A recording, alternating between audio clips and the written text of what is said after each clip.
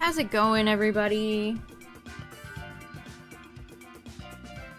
I updated... Well, I tried the stream... My Stream Elements thing is still down. But we're back. With more Dynamax adventures. If you can believe it. There was no, Terror Raid or anything today, so... Which I kind of wanted. Like, I was kind of ready to do a Terror Raid, but diddly jack squat.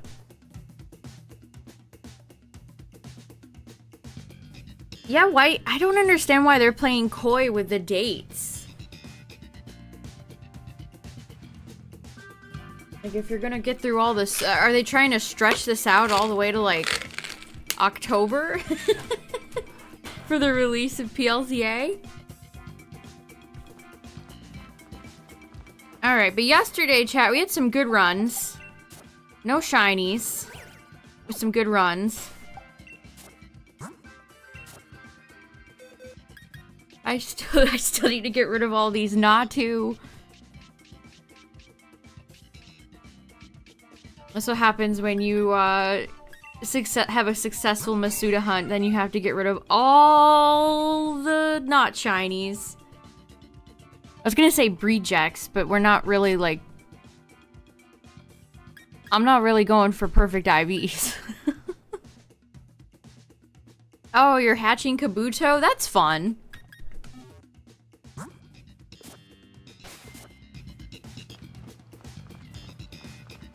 Yeah, Scarlet and Violet events have been very non-existent, so... And the fact that the few shinies I need remaining in that game are very, very rare outbreaks. It's just kind of led to, me not wanting to pick up the game. Who would have thought that this would have carried me all the way to PLZA and probably Gen 10, whereas Scarlet Violet is just...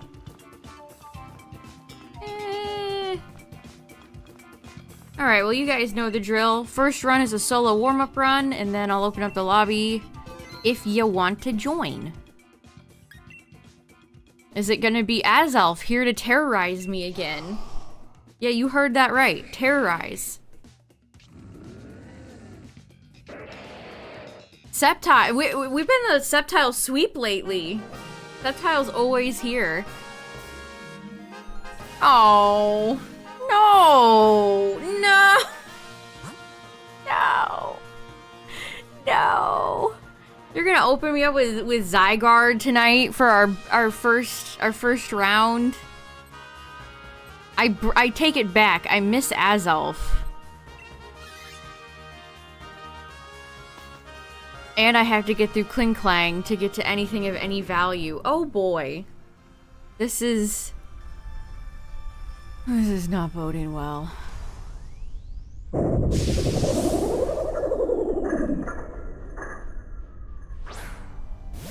If you weren't here last night, we really struggled against a Kling Klang. I at least have Burning Jealousy. We're absolutely just gonna max and go for it. What's up, everybody? How's it going? If you're just joining, our first run of the night is Zygarde. So... Uh-oh! Zoinks!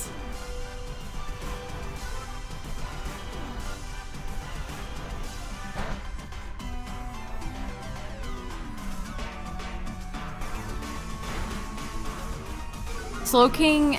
The Slowking operated. Makes it sound so mechanical. The Slowking piloted by the NPC, they just never attack.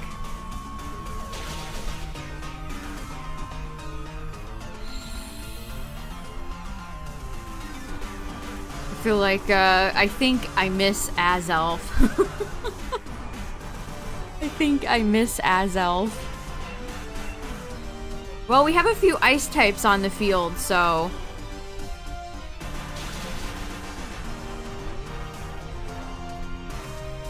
So you're saying there's a chance? Question mark? 3 question marks? 4 question marks? Possibly 7 question marks? How do you get the easy shiny Rayquaza event? Oh, that's long over. That was a limited Terra raid to go along with the anime at the beginning of the year. Unless you saved it by going online and downloading it but not getting online again, it's probably not possible to do it. No, probably. No, not. Not possible. Okay, this time we were able to triumph over Kling Klang with not much damage done. Okay. Okay. We gotta keep trucking. We have to keep trucking.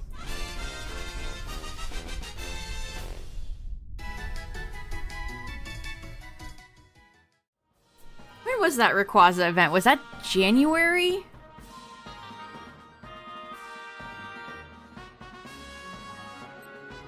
I'm gonna keep Thievul for some of these ice types. I mean, Kling Klang is good too, honestly.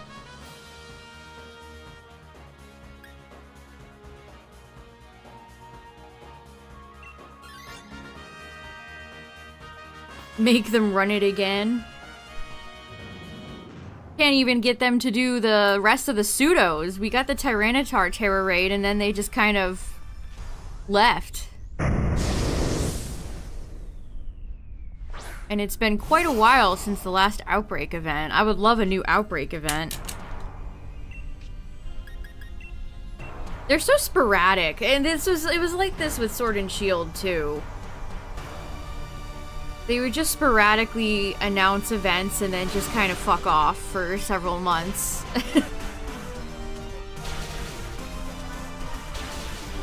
It's like, why can't we have a full, actually pre-planned...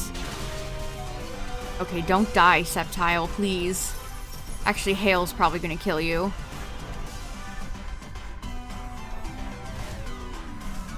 Yeah. What, did that thing live on 1? It did. Sceptile lived on 1 HP.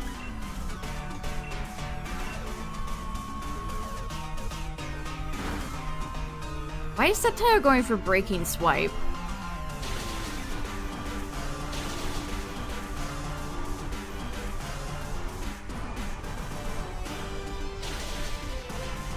I mean, it's dead here because of the hail anyway, so...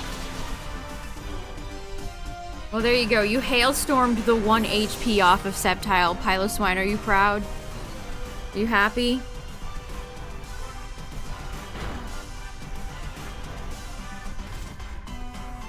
Now we get to watch everybody get hit by hail. Tink, tink, tink, tink.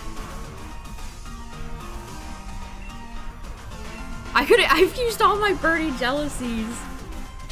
Why'd they give it only 5 power points? I don't understand.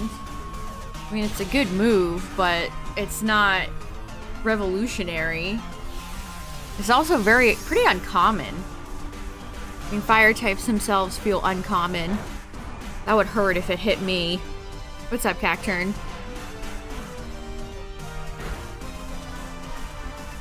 Okay, the Piloswine was a bigger threat than the Kling Klang.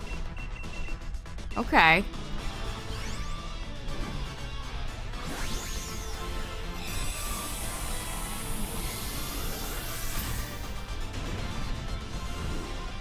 Yeah, I'd be curious to see how much people will actually use chat mode.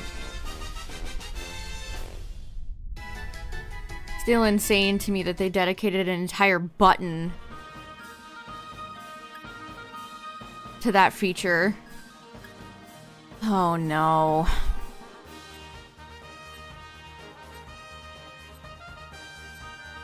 I don't trust them.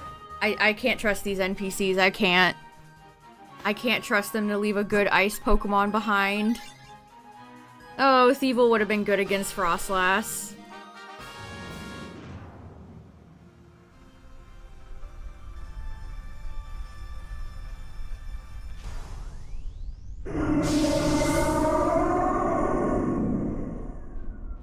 Okay, where's Jinx been? I feel like we haven't seen Jinx lately. She would have been very handy for the terror we're about to fight.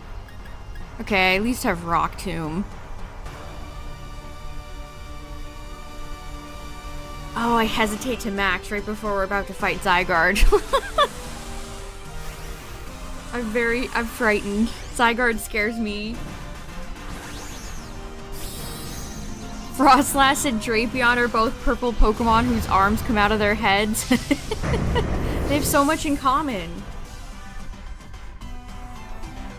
And they're both from Gen 4. Wow. Well, see ya, Slowking.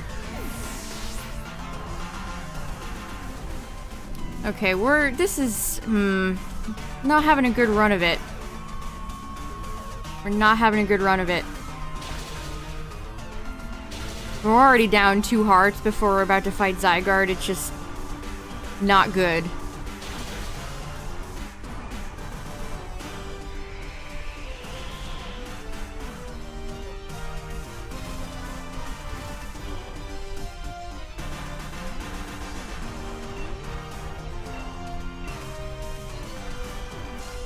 Aurora Veil. Oh no. See, the NPCs are dumb as rocks, chat, but sometimes the opponent NPC is equally dumb as rocks. Why would you go for Aurora Veil? No. And obviously no check in place to see if the appropriate weather is actually up or not.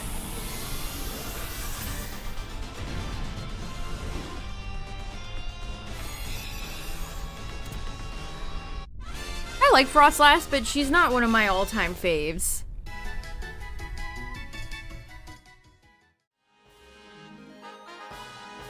For the love of all that is Arceus and holy, thank you. If the NPCs left Frostlass, I think I would have had to go lay on the floor for 5 minutes. Not that it matters, we really just have 2 hearts left, so... This is not looking great, either way. But we have 2 ice types.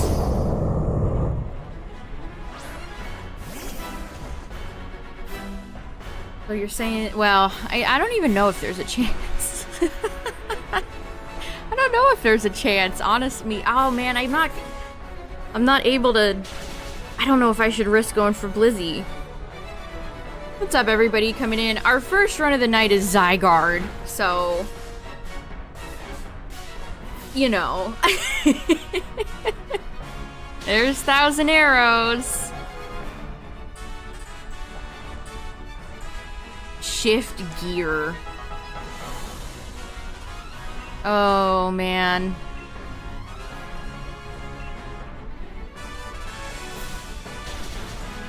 Apparently, the physical version of Breath of the Wild that Nintendo's selling for $70 for Switch 2, the upgraded version doesn't come with the DLC that came out.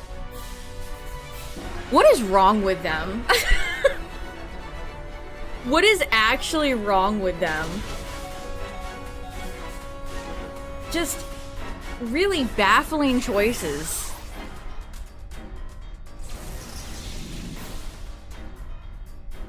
This is GG. Darn. Yeah, we just didn't have enough lives. And Frostlass is so frail. We didn't even get to see Ziggy transform. Oh well. My first runs are just constantly, consistently ending an absolute disaster.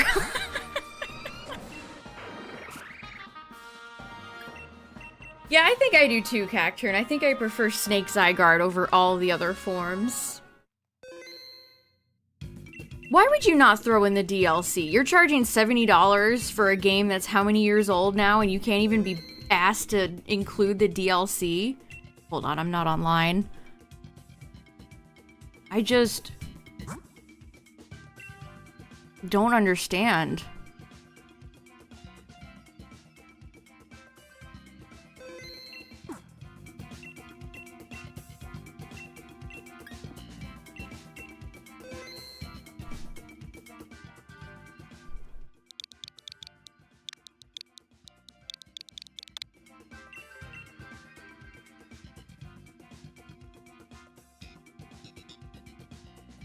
Man, it's brutal opening up with Zygarde. That's...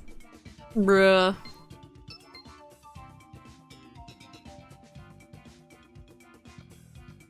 You can game share the upgraded version? I don't know! I don't know. It's all very confusing. I think Nintendo should have had a dedicated page. Okay, we got some good choices here. Nintendo should have had a dedicated page for consumers to clearly lay out, you know, what is what costs what. The upgrade, the way all the upgrades work, it's just so confusing. Man, and I never played the DLC for Breath of the Wild on my Wii U. I never played any of it. Not that I'd ever pay $70 for a game I've already played through that's 6-7 years old at this point.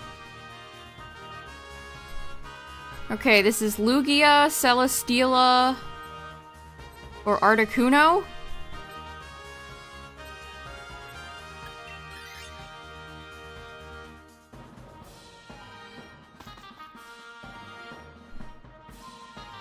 I've always wanted to try it though. I mean, with my Wii U version.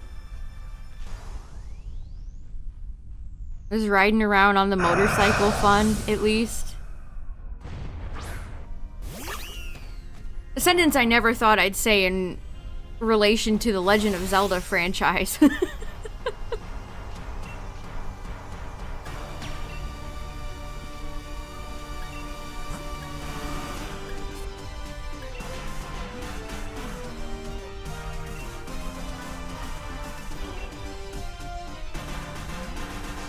That is not a sentence I ever thought I would say about The Legend of Zelda.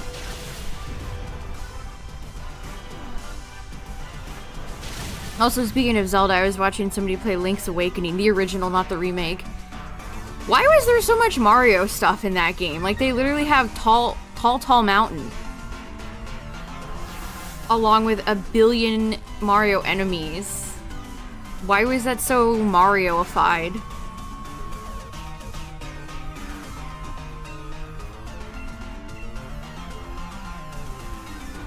It's like there's Goombas, there's Chain Chomps. They're getting the different share, like... Miyamoto would never reuse names. Let's call it Tall Mountain.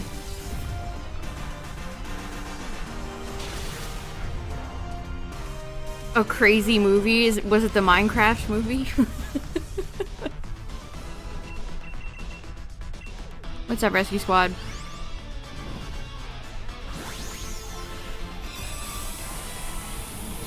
Okay, Alolan Slash is very good.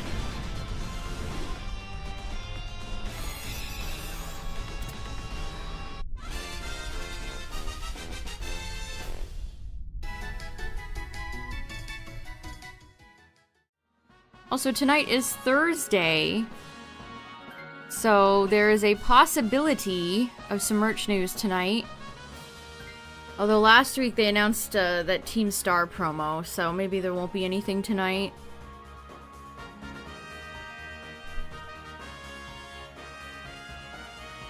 I don't know if we ever talked about it, but they announced the Reveroom. What are they called? The Star Mobiles? I don't remember. They announced they're making all their Team Star Reveroom real. Into, like, figures.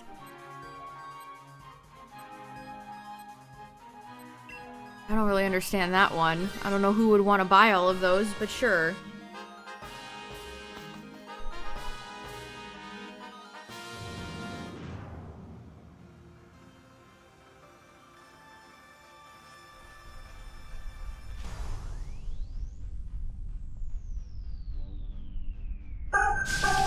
Clefable.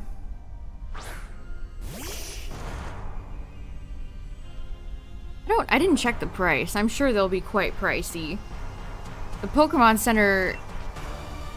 I mean, we complain about the prices of the figures they release in our Pokemon Center, but the figures they release over there are expensive too, like the almost $100 little light-up Reuniclus and Gardevoir line that they released.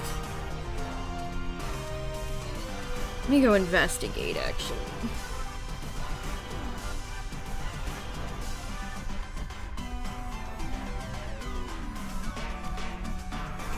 I mean, I like Reveroom. Reveroom's cool. I got no problem with Reveroom, but...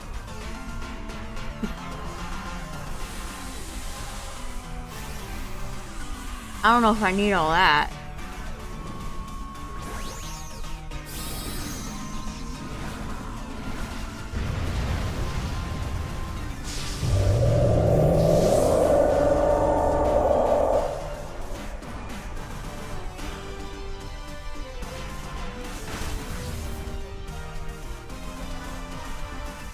Okay, well I went to go check the Pokemon. Oh, I thought they were gonna put me in the queue. They don't have them listed yet. They'll probably be expensive.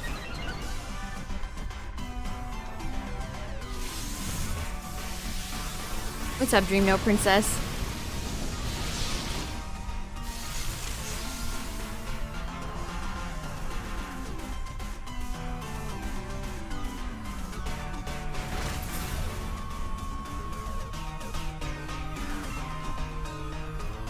I might go for an SD here, just to do a little bit more damage.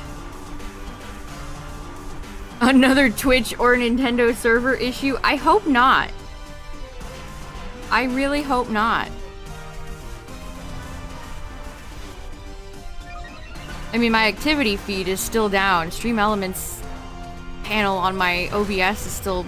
It's just a black box. Thanks, guys. Everything working as intended.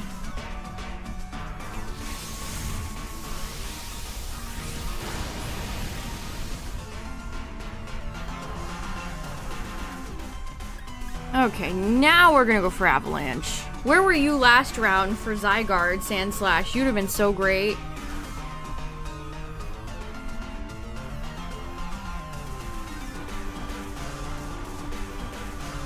Sandslash is one of the best Pokemon for Zygarde. It's great. Follow me. Yeah, Clefable, I think we were already gonna do that. Clefable, listen. Way ahead of ya.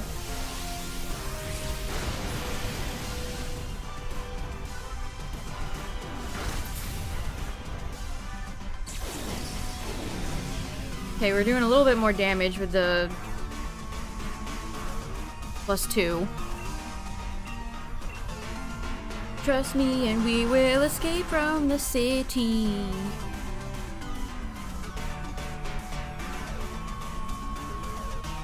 Ominous Clefable. She's so big, Dynamax. Some Pokemon are little tiny fellas, even Dynamax, but Clefable rivals this, is bigger than most legendaries.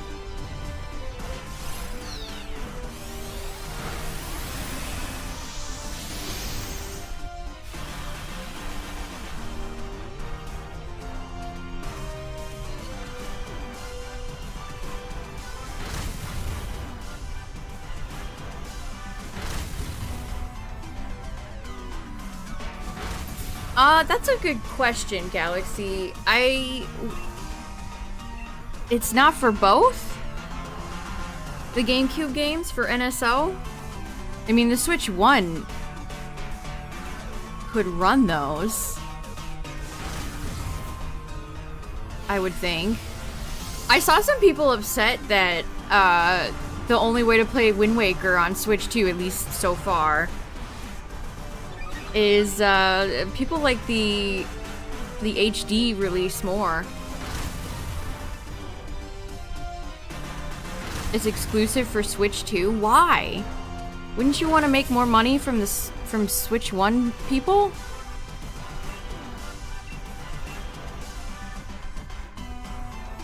Who's gonna go out and buy a Switch 2? A Switch 2 Tuesday.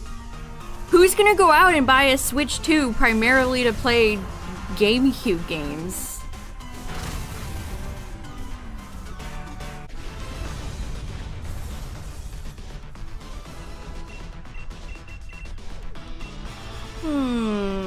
Go for a heal ball. The Switch 2.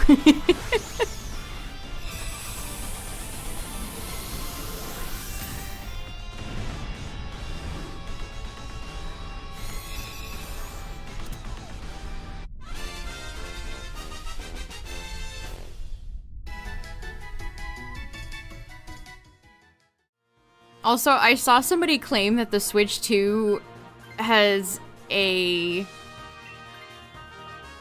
much better launch than the Switch 1, and I just don't know if I agree with that at all. You can see all you have is Mario Kart World and then ports.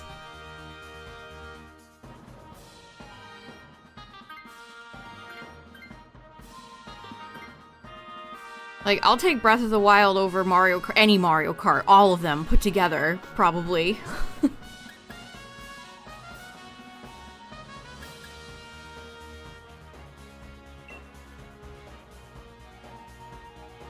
Yeah, that's right. You can play Galaxy and Sunshine on the Switch 1. The Wii U's launch? What even was the Wii U's launch? I didn't get the Wii U at launch. I mean, I barely ever get any consoles at launch.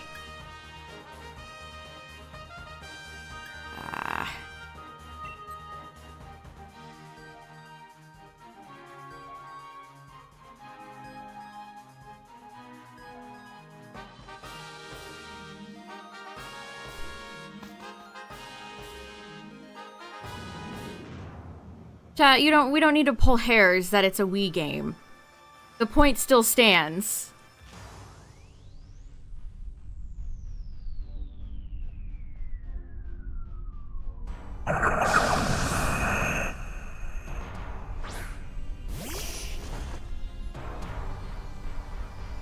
I miss the Wii. I miss the Wii. I think I miss the Wii.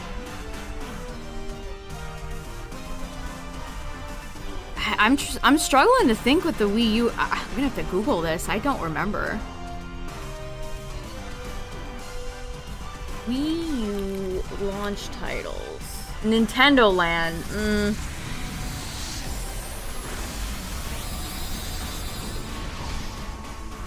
I googled it, Cacturn, and immediately see a Reddit thread from r/Wii U that says, in retrospect, the Wii U launch lineup was super legit. Nintendo Land, New Super Mario Bros. U, and Zombie U. Are we sure? Zombie U. Wow, I haven't thought about that title in so long. You guys remember Zombie U? Wow. It was like, I just got like a That's So Raven flashback. I haven't thought about Zombie U in so long.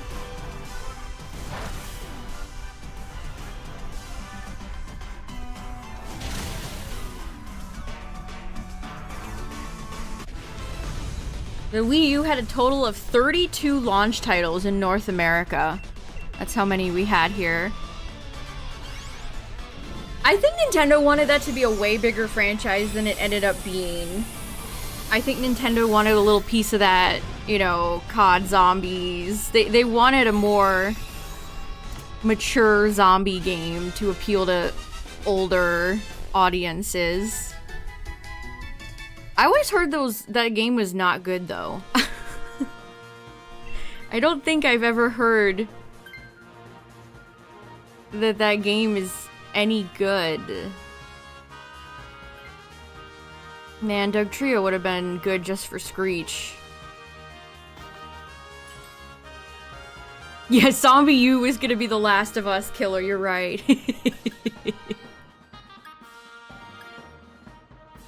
What's up, Enzo? What's up, Midnight?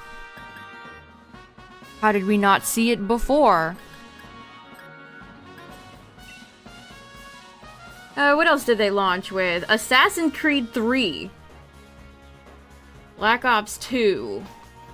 FIFA, ESPN, Just Dance 4, Madden NFL 13, Mass Effect 3. Skylanders Giants. Doesn't that just age this whole... The Wii U was so long ago, Skylanders was still relevant. That's how far back we're talking. Sonic All-Star Racing Transformed. Tekken Tag Tournament 2 Wii U Edition.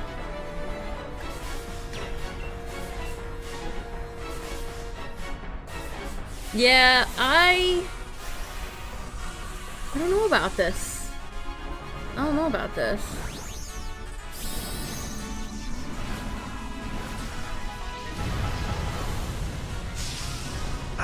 Get as far as you can with one character, and if you die, you start a new character and work your way back. Interesting. I remember the ads for it. They advertised for it pretty heavily, if I remember correctly.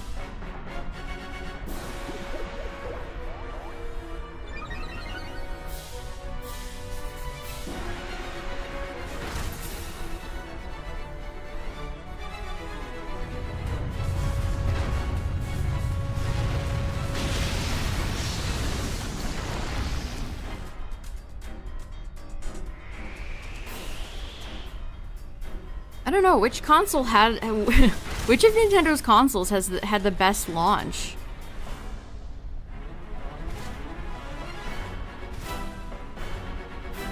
I mean, again, Mario Kart World looks fun. I took the wrong item, by the way. I should not have taken the item that I took. Oh well. In your lifetime as a gamer, the Switch?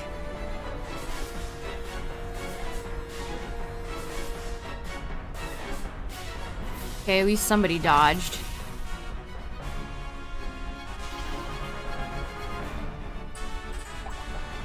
If we count the first 6 months.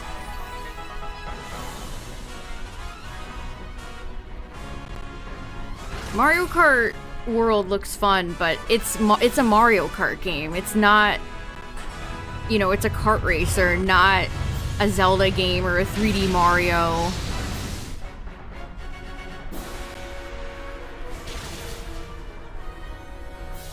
That's GG. See you later, Articuno. See ya.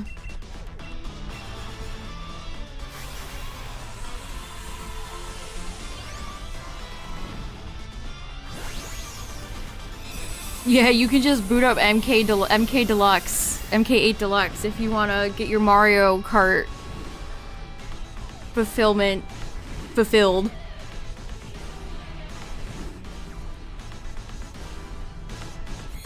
Yeah, pressure is terribly annoying in Dynamax Adventures. Terrible competitive ability, but very useful in Dynamax Adventures. You're not shiny.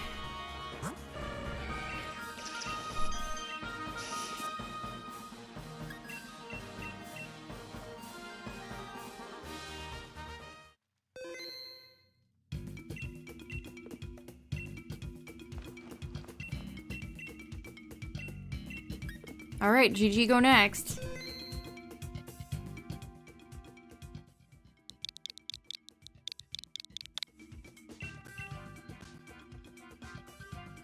I saw a fan-made roster of who they wanted to have in Mario Kart World, and it was all like Paper Mario characters. I love fan rosters of games because they are almost always completely 100% ass.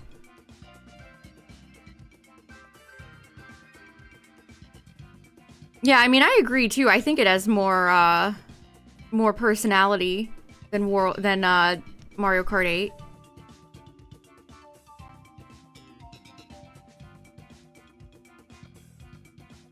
Not $80 of personality.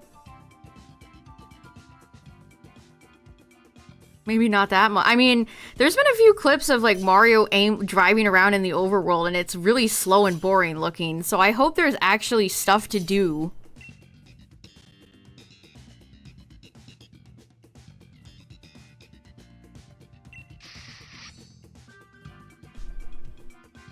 between the races and driving in the overworld.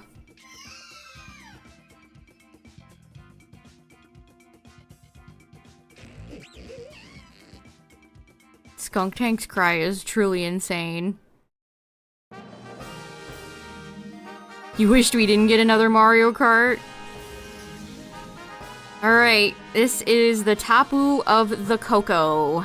My only electric Pokemon left. Every time Tapu Koko shows up, the game is like, oh, would you like a ground type? You're not getting one. We're not gonna give you one. We are simply not going to provide. You will not have one.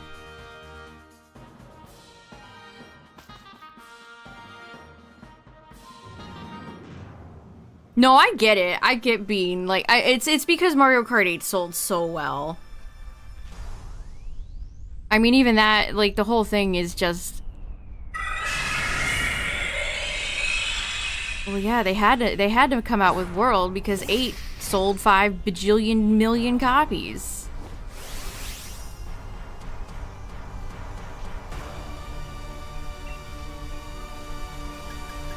Yeah, Bisharp ain't bad here. It ain't too bad.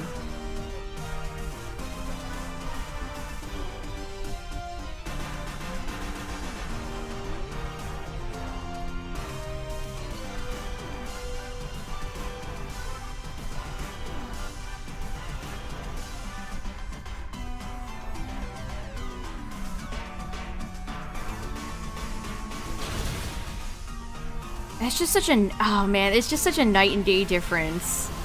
Again, kart racers are fun, but they're not like deep. They don't have big, I mean, maybe some do. They don't have, you know, stories, or you're just kind of driving on the same tracks.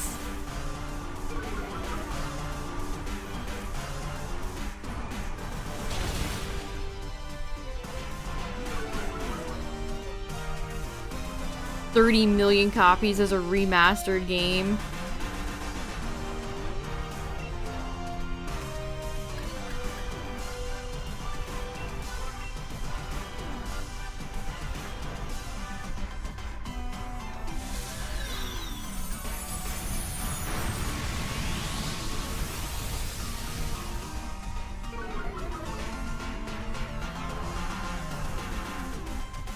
I mean, World doesn't seem to have any sort of indicator that it would have any depth to it.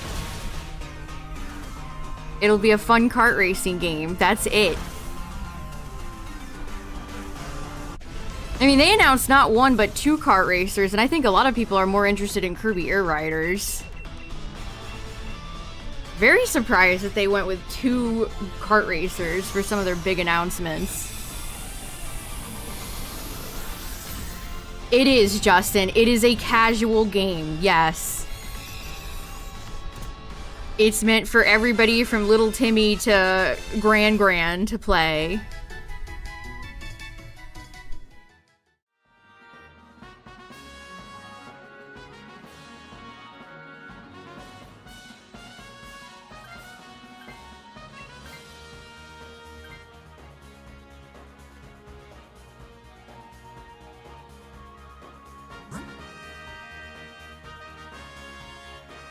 Adventure mode like Crash Team Racing. I know a lot of people want another Diddy Kong Racing.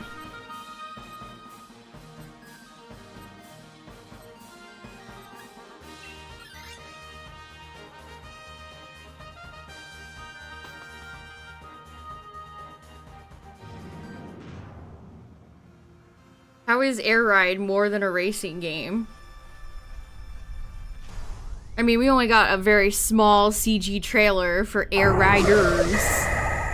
I think Bandai Namco is helping in that game. I saw an article that Sakurai said that they were helping him work on the game.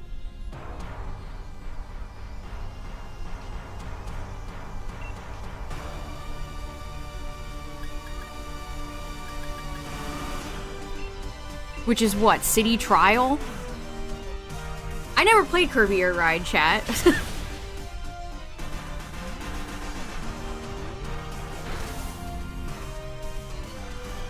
You mean the thing where you're still racing around?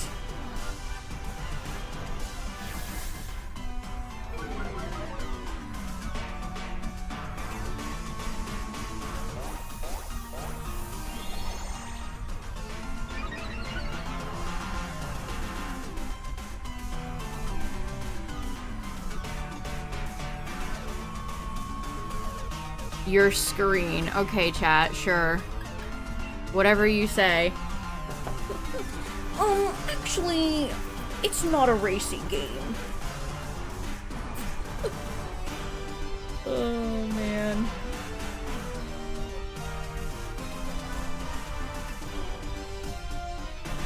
You see, it is a very deep game.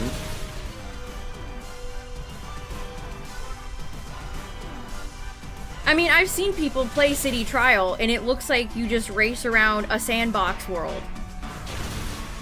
I don't mean race in terms of there's other players.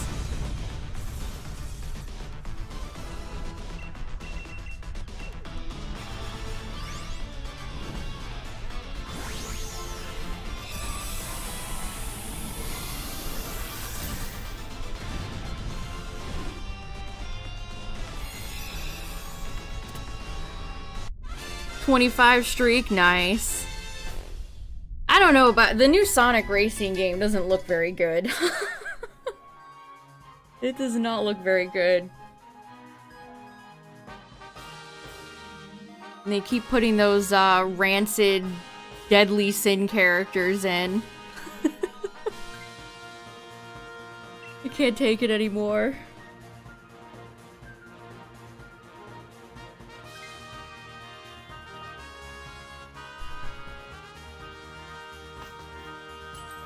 Okay, the berries here are actually very helpful.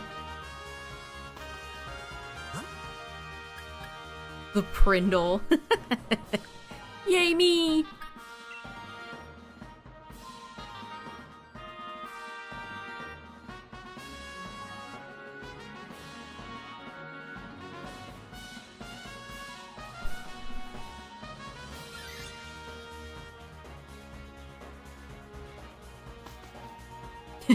Would you like M or FUM?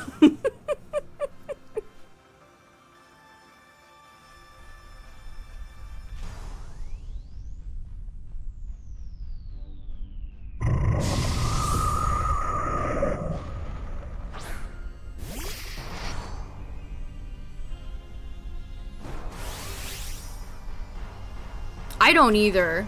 I really don't either.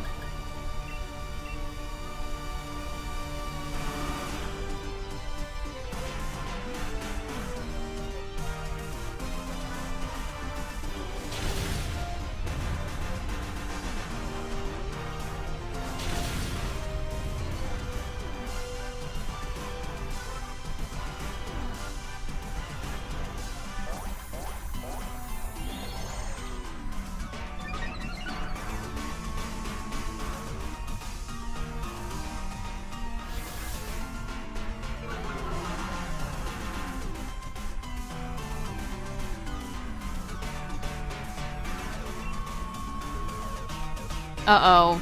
Don't look. Don't look! No! It's so terrifying! Don't look into his eyes! Don't look directly into his eyes! It's not a Dynamax stream unless I am looking into the abyss of Stunfisk's face. Shadowy face. You stare into the Stunfisk and it will stare back.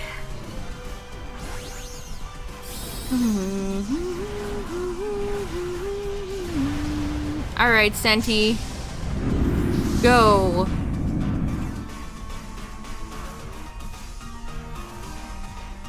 Go, my Senti Scorch.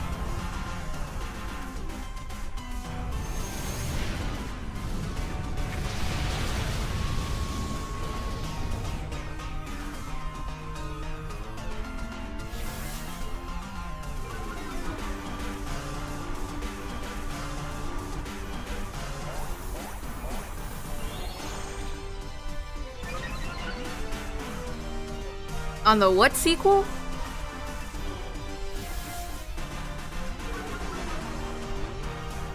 Look at Senti's little tiny legs. Imagine if Senti had long, long, long legs.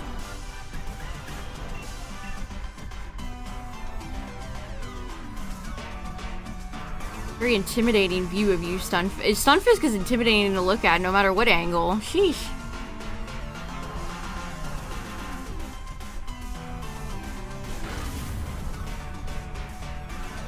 Oh, Okami?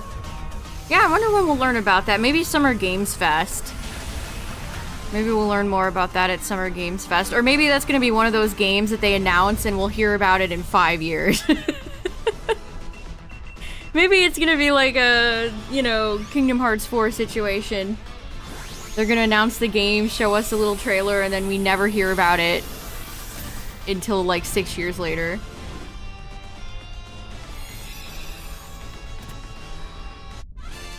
I forgot that they announced that.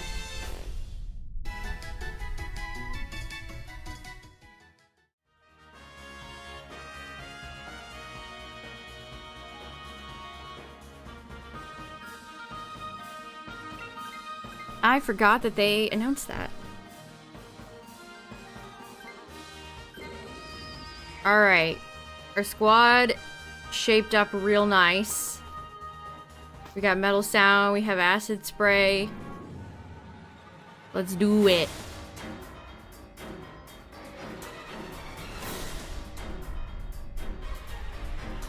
He's been talking about it for like an actual decade.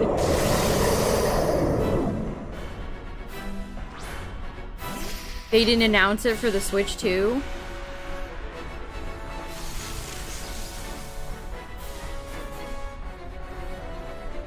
I wonder if we're gonna get another Bayonetta game, speaking of Platinum. I wonder if we're gonna get another Bayonetta game anytime soon.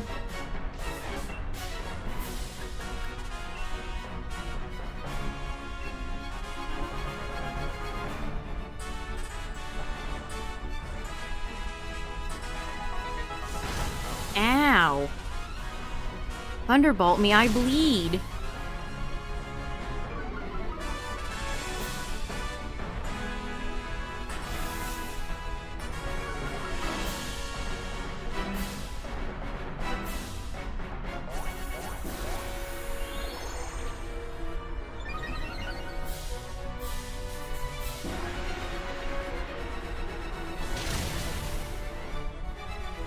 Oh yeah, the Bayonetta actress that went batshit insane.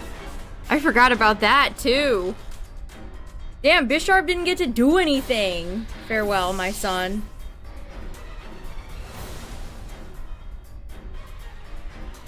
Well, I mean, I did get to Metal Sound. That's not nothing.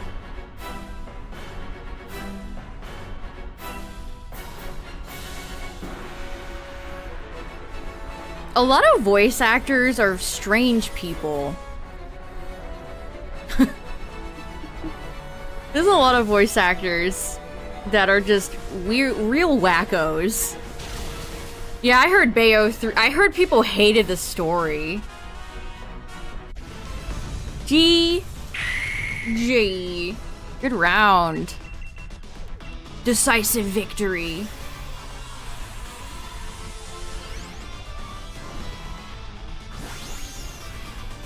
A soul still burns. Alright, Coco, how many times must we do this song and dance, my friend? Be shiny. Set us free. Set me free.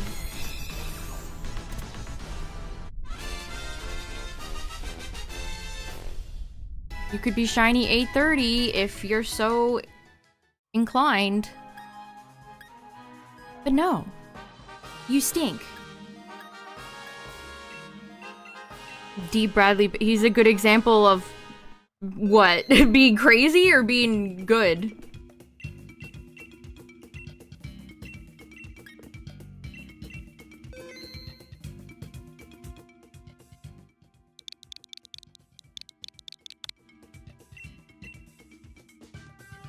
Is he? I don't know anything about him. Is he a weirdo?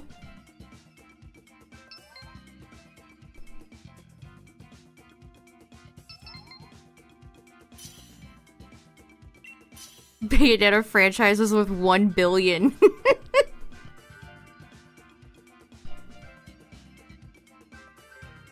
I mean, what's sad is that a lot of voice actors, you know, they don't get paid enough. They don't get treated with respect. Or I watched a really good clip from that Goofy movie documentary about how Jeffrey Katzenberg didn't want Goofy's voice actor to voice Goofy. He wanted,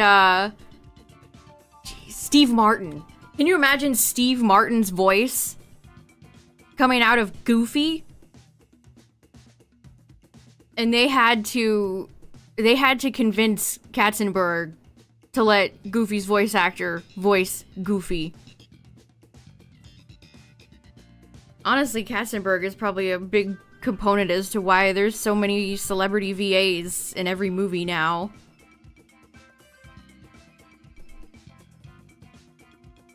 Can y'all hit the A button?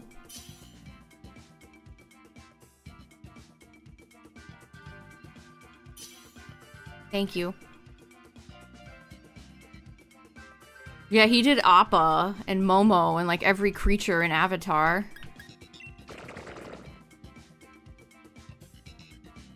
It's on your Steam list. Helpy!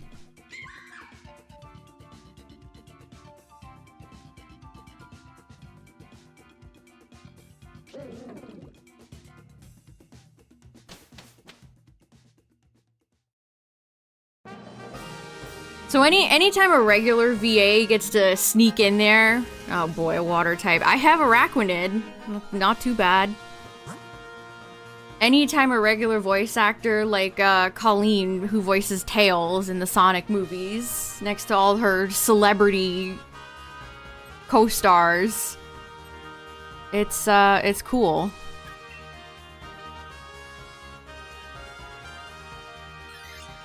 Okay, we have a wide guarder we could grab if we're thinking this is gonna be Kyogre.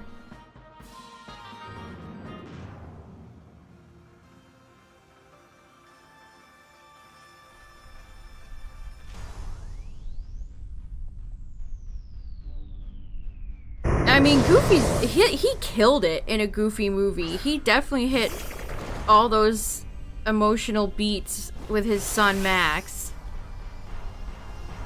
Like, he's a great voice actor. And they wanted to replace him with Steve Martin. What the frick?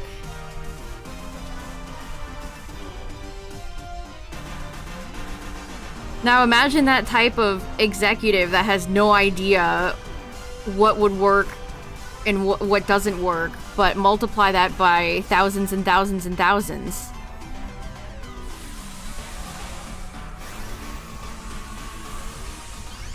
Disorderly conduct. Damn.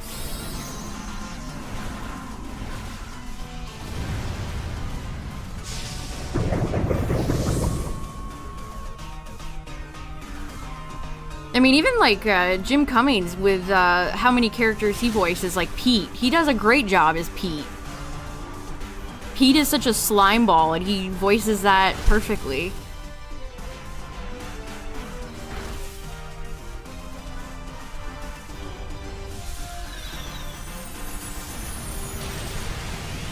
AI generated animated kids. Why would you do that, Cacturn? You know your algorithm's gonna bring up those types of related videos for you now. I hope you did it on an incognito window.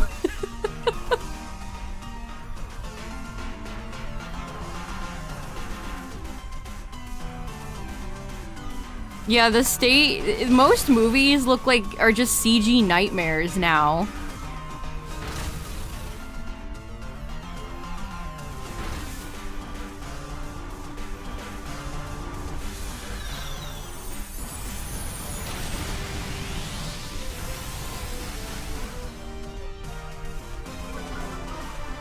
Yeah, he finished Jeremy Irons' Scar. Be prepared. You can't even tell either. I've listened to that song many times knowing that Irons lost his voice and got Jim Cummings to come in and replace him halfway through the song, and you can't tell. You really can't tell. That's how good that's how good of a job he does.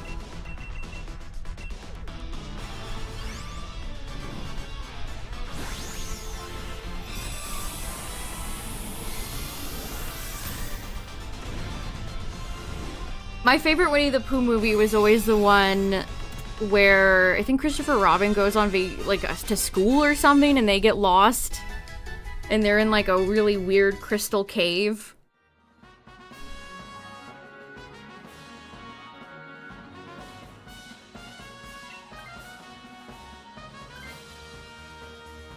Yeah, I've been meaning to watch Looney Tunes, The Day the Earth Blew Up. I've heard good things about it.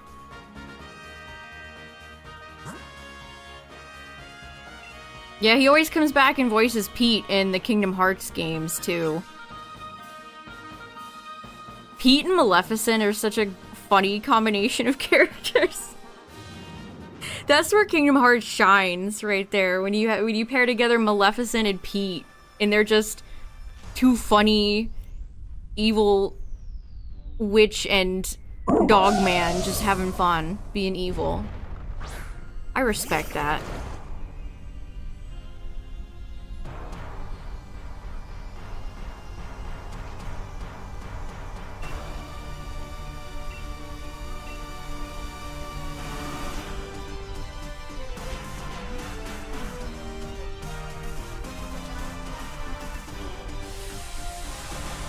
Yeah, there are a few examples of very good celebrity VAs, like Robin Williams, that's a good example. But a lot of times they phone it in. They just phone it in. It's just a paycheck. It's not something they're passionate about or, you know, they really care. It's a paycheck. Which, you know, I understand. I guess, but like, you should still put effort into the role.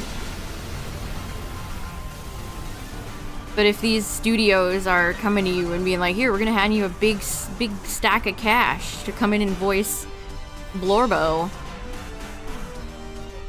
I understand why they'd be like, okay, sure.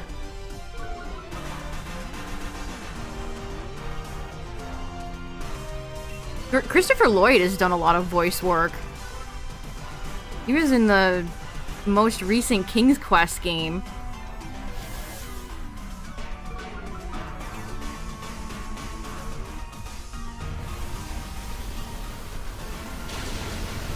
Oh, doesn't he does Genie in the Aladdin sequels too, doesn't he?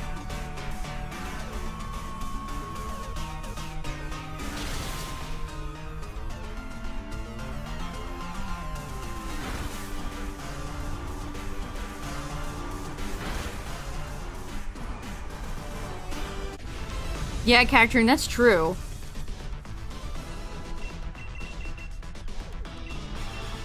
Ronda Rousey Sonya. That reminds me, what's going on with the new SNK game? I don't know why so many fighting games insist on bringing in real-life celebrities, as if anybody in the entire world wants to see that.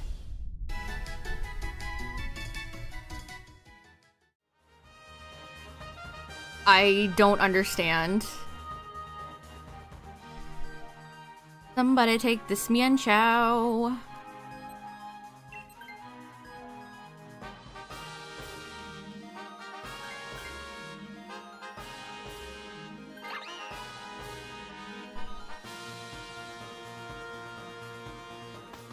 He was Hacker in Cyber Chase? I forgot about that. We're beating Hacker at his game.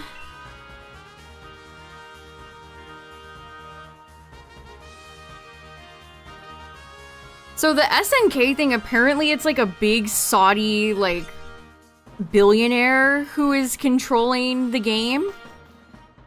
And he just brought in his fellow billionaire buddies to be characters in the games. Like, in the game, singular, not plural.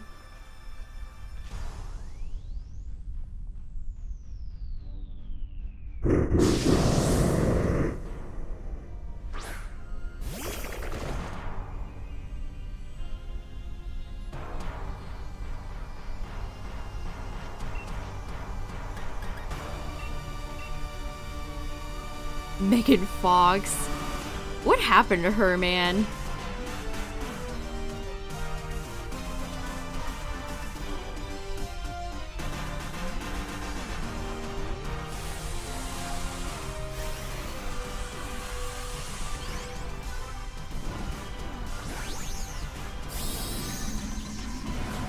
Obviously I know who Ronaldo is, but I don't know who the other guy is.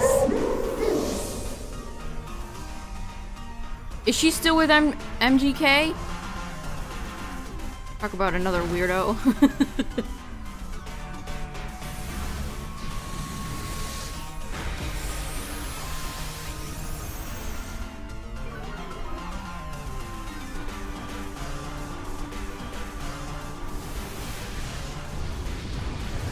A thin film of peanut butter.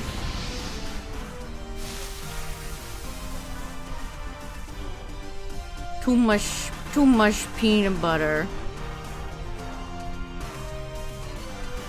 They broke up last November. Interesting. Who am I shiny hunting? I'm doing randoms. It's either Kyogre or Palkia at the end here. The only two water types I have left.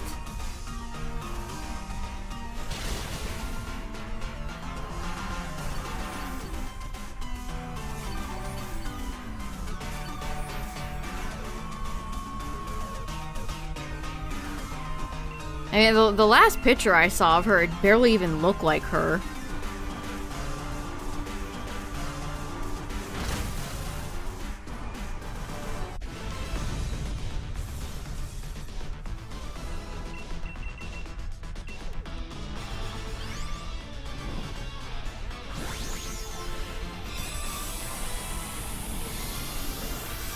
You don't want a little side of lead with your soy sauce?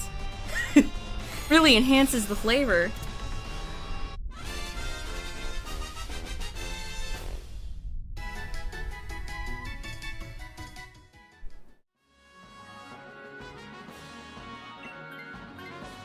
Alright, I'm ready. Araquanid is ready. In case this is Kyogre.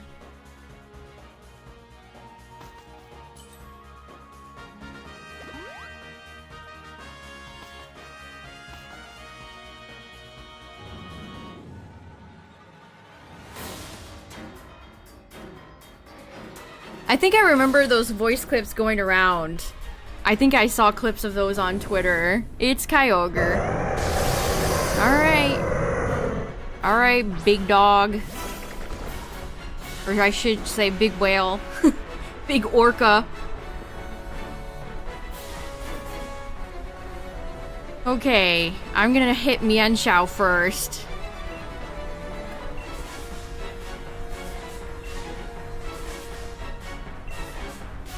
What's up, Kong? We started off with Zygarde, yikes. And then we fought Tapu Koko. And now we're fighting Kyogre, so kind of a lot of scary friends tonight.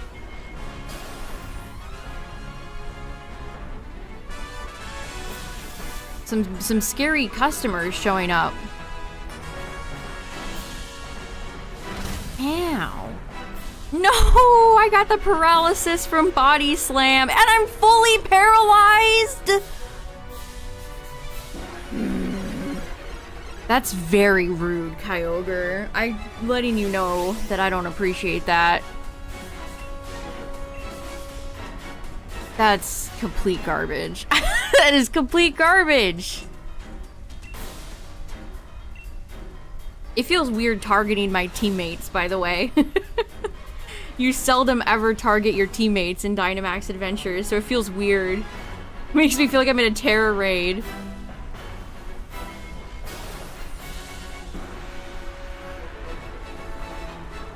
Okay. Trick Room definitely helps me. Trick Room definitely of much importance.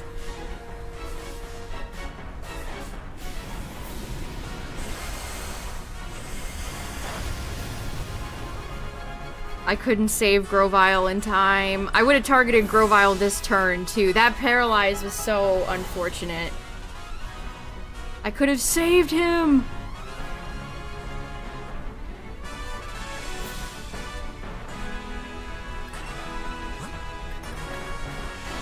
Okay, I don't need to take... Jellicent is already good to go.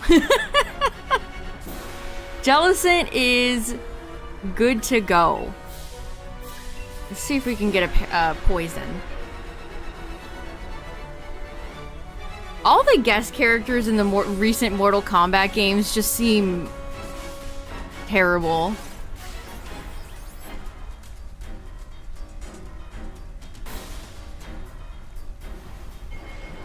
It should have been me, not him. It's not fair. Do people even know that the context of that Yu-Gi-Oh clip? That was such a stupid, frustrating episode. In no universe did Yami need to use the Seal of Orichalcos.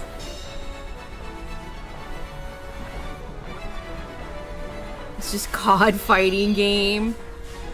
I mean, most of the choices they are like, are they making this for dads? Is the target audience for these games like boomers? Also, yay, poison.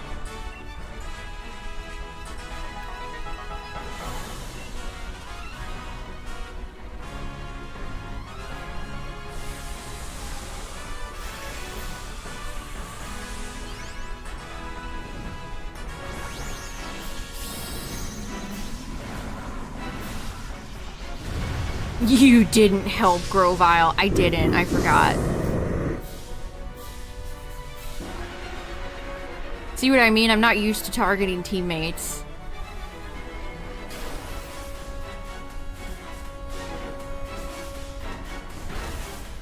Miss Disney in the early 2000s. That was like peak decom era. I don't even think we get decoms anymore unless they're like descendants. Well, now I can help no one, for I am no longer of this world.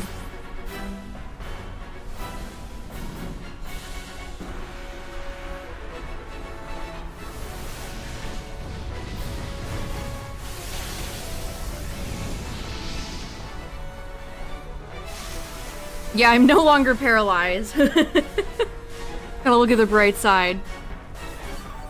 He started making garbage like Chicken Little. You mean you don't appreciate the cinematic classics such as Home on the Range?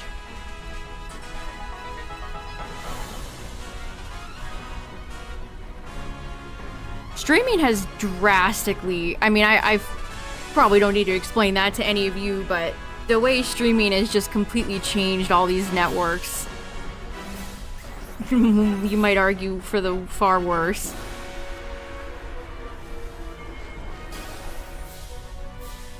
Can't even turn on Disney Channel anymore and hear, let's watch a Disney Channel movie.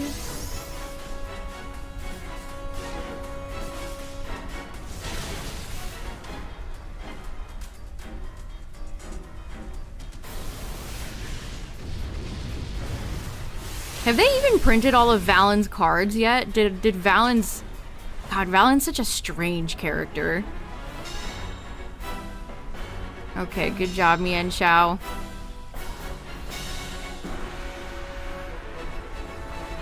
Every time I think about what they did to my Valentine's character in that season, I feel ill.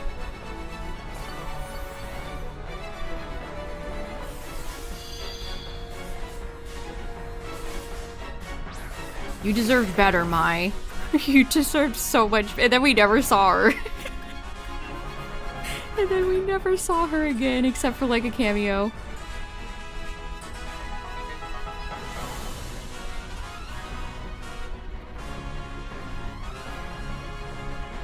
You watched a DCOM movie this week? Which one? The Great Leviathan! Yeah, I don't think they have printed the Great Leviathan.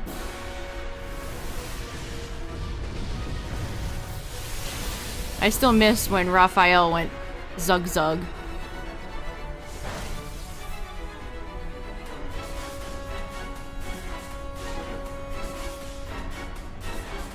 Oh, Pixel Perfect?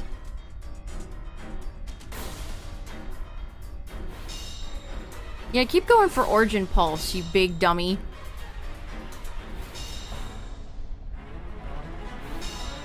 It's satisfying to hear the tank.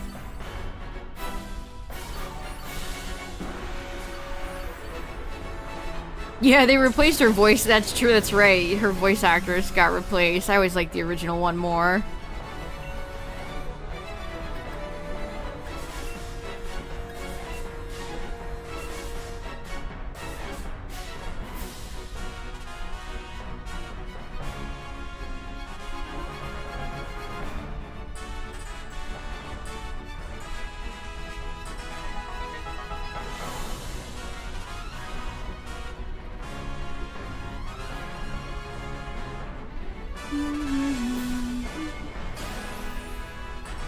Mai is in My Valentine from Yu-Gi-Oh!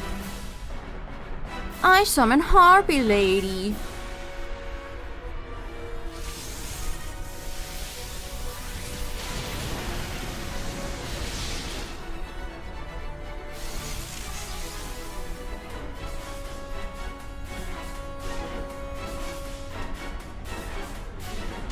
Kyogre just kept hitting Jellicent with thunder, thunder, thunder.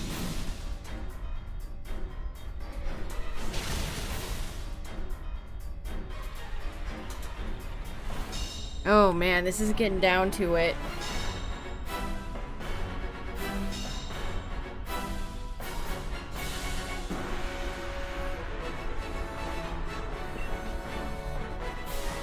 You know, Yu-Gi-Oh! Character ages are all... who knows?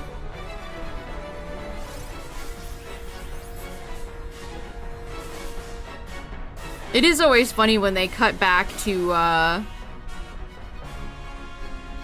when they cut back to the Yugi and the gang in school, and it's like, oh yeah, you guys aren't... yeah, you guys are school children. Oh yeah. Ooh, hang in there, Grovyle.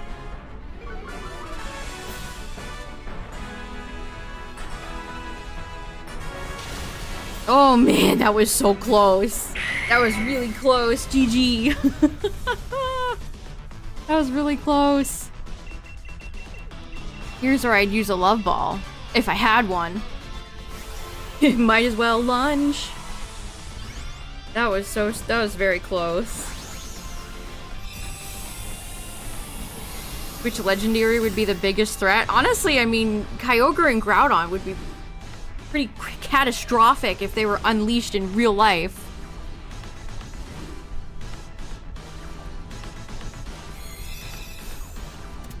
You either got floods, or you have burning heat. Neither of those are great. But you know what is great? Shiny Kyogre. Just kidding. No! Darn. I tried to call it. Alright, GG, go next. Oh, we've also fought Articuno tonight. We had a really fast, Articuno run. That was so fast that I barely remember it. Kaiba was in school in the first episode, so I don't know how old he is. Like I said, Yu-Gi-Oh! Character ages are more a suggestion. Alright, chat, before we get started, I'm going to get up for a second while ads play. I'll be right back. You won't be missing anything.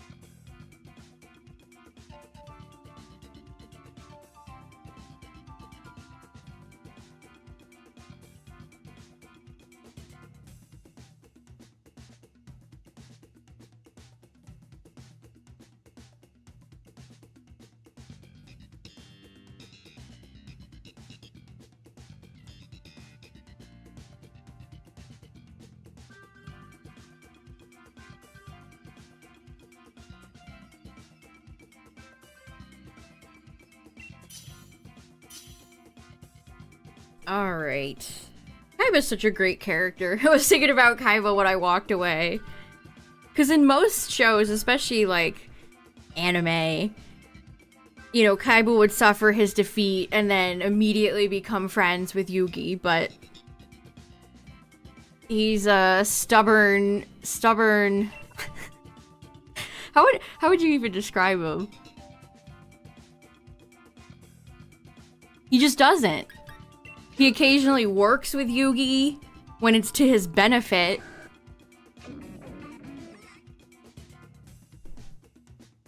But he keeps to himself. Kaiba is 16. I can't compute that information. I cannot compute that information.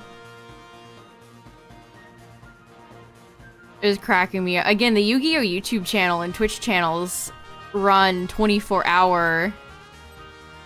Oh, this could be potentially bad. They run 24-hour live streams.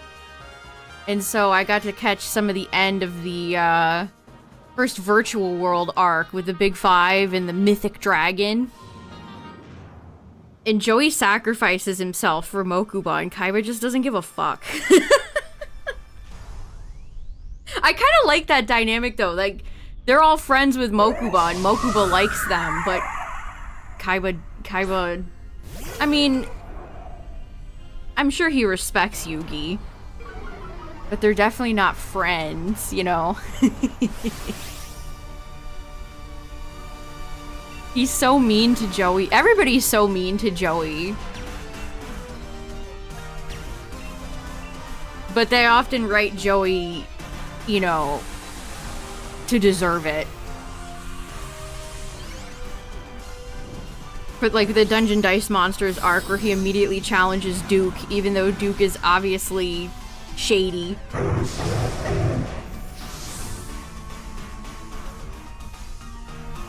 Yeah, Pegasus's voice actor rules. I love the whole 4Kids cast, original cast. A third-rate duelist with a fourth-rate deck.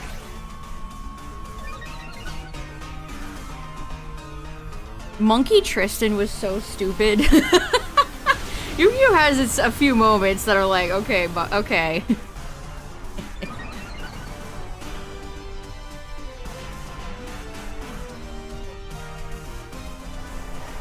Yugi boy.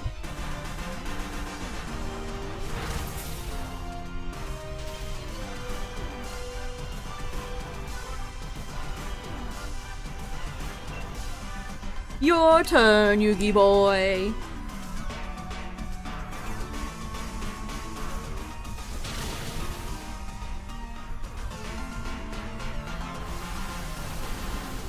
What's Tristan's voice actor's name? Greg Abbey? I like him.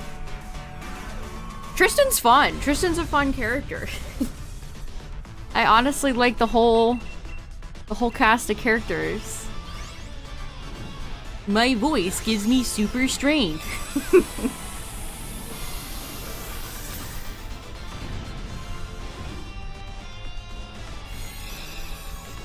Yeah, he pointed a gun, but it was obviously digitally edited in the dub. There's a lot of invisible guns in the dub.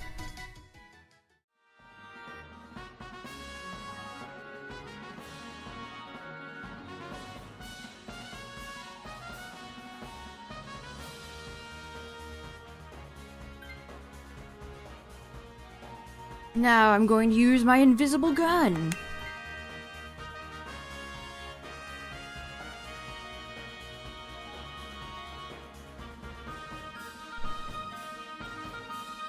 What's up, everybody coming in? We just started a new run, and we have a dragon at the end. So I've already encountered Zygarde once tonight, so I'm gonna hope this is Guzzlord. I'm going to hope that this is Guzzlord or Alati. I would be fine seeing either the Mr. or the Miss.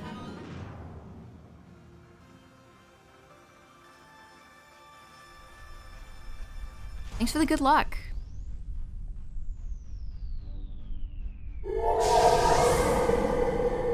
Hatterine's cry was so loud my microphone picked it up. Luck of the Irish, yeah, that's a good decom.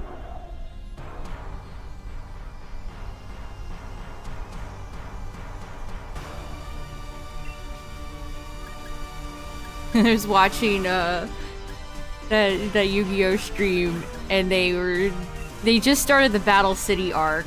Or no, they started I guess the middle part of it, when they first get on the blimp. And they have that episode where Tristan and Duke go and search for the Millennium Ring. And they almost fall off. And somebody in the chat said, Zach and Cody are my imaginary friends. That's probably my favorite Yu-Gi-Oh! Abridged episode. That one's so good.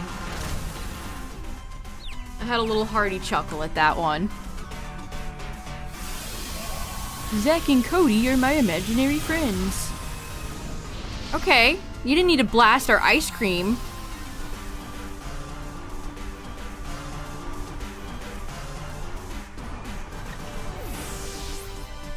Take it easy, Hatterene. Take it easy.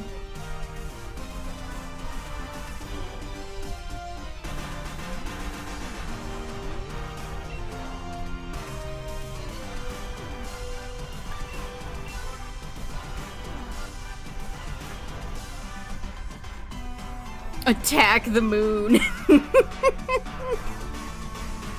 Summon Skull. Use your lightning to get rid of Weevil's moth.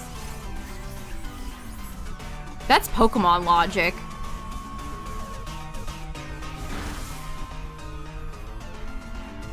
Using a move to make your opponent more weak to electricity. That's totally a Pokemon move right there.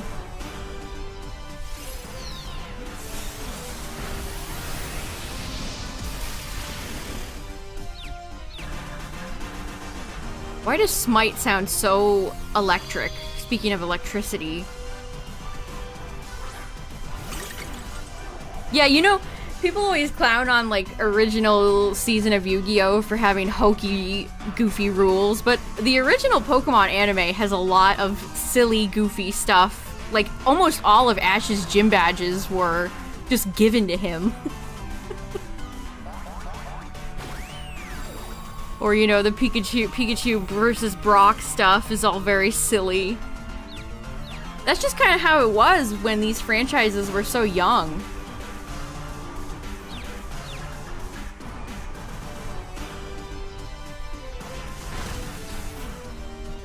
They didn't have a super established lore and rules, so people just kind of did whatever, you know?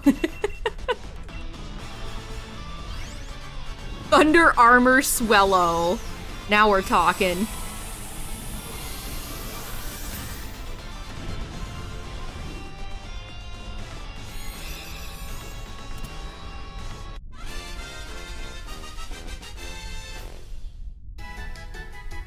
You gave this gym badge to a child because he was a good sport?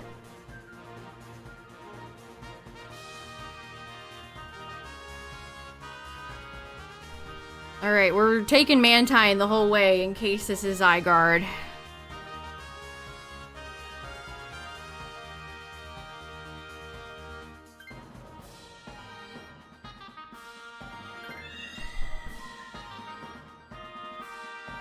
My favorite Yu-Gi-Oh game is Eternal Duelist Soul. Love that one. Is that our friend Clefable? Two fairies? Wigglytuff and Clefable next to each other? That's fun. How charming.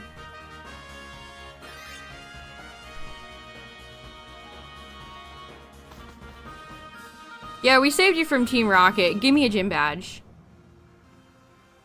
You're playing that right now? Nice.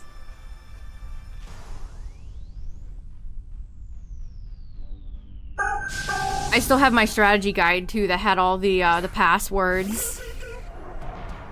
Because honestly, that game, it's pretty hard to get decent cards. Yeah, Brock's lore is kind of insane if you really sit down and take the time to think about it. Like, damn, Brock. Are you okay? Brock needs to talk to somebody. Growing up in a household like that.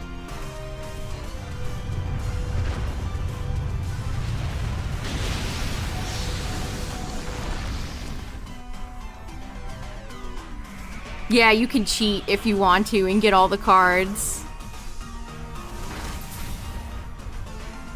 I hope we get an early days collection, but for the 3D games.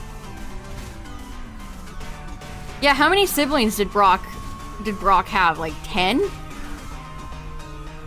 I love how— did we ever check in on any of them ever again? I feel like we saw Misty and her sisters a few times, but did we ever go and see like Brock's 9th sister or something? What a nightmare that would be.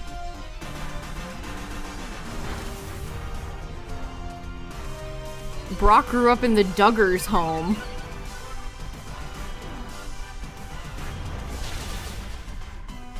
Man, the ice cream is not having a good run at it. Yeah, they should absolutely do a 3D collection. I think it'd be such a shame if they didn't. I've seen some people dumping on early days collection, but I think that's, I think it's fun. Has a lot of good games on it.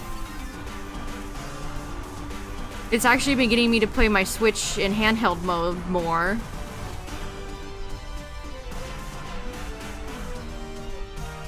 Yes, Cacturn.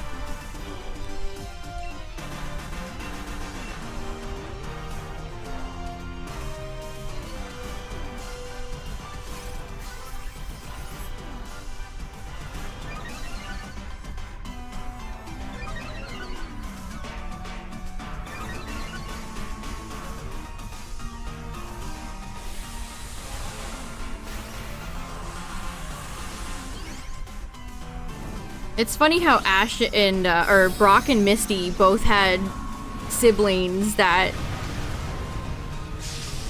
a lot of siblings, honestly, and then Ash is just an only child. He's just like me, for real.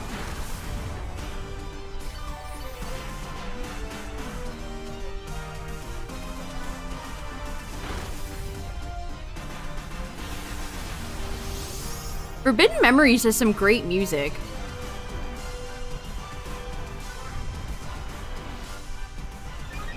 I mean, it's very early, you know, talk about something. I think that was made before Yu-Gi-Oh! Even aired, which is why it has such strange rules.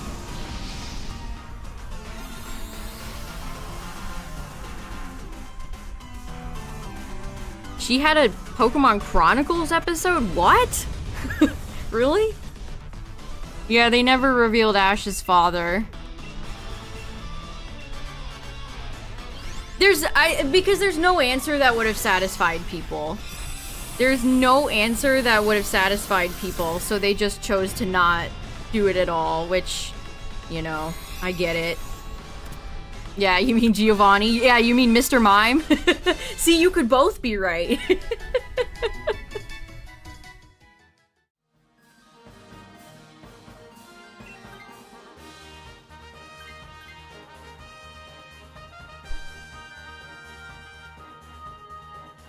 Keeping Pewter City a rock gym? I have no memory of that.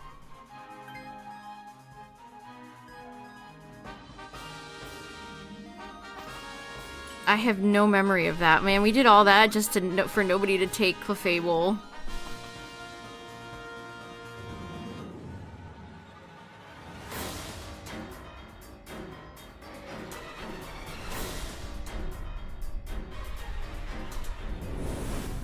Okay, it's just Latios, chat. False alarm. It's not Ziggy.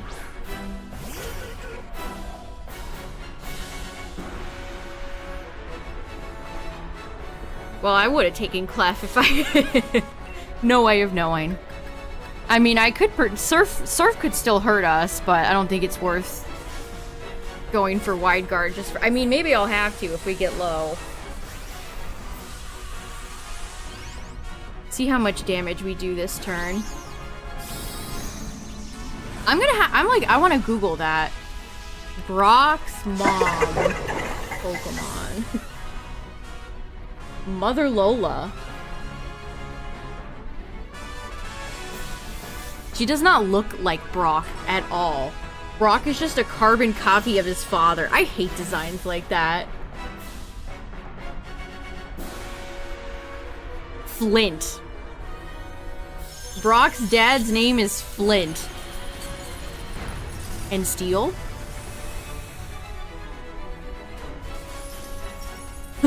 Relatives. Flint. Husband. Brock. Son. Forrest. Son. 8 other children. So they have 10 kids? My god.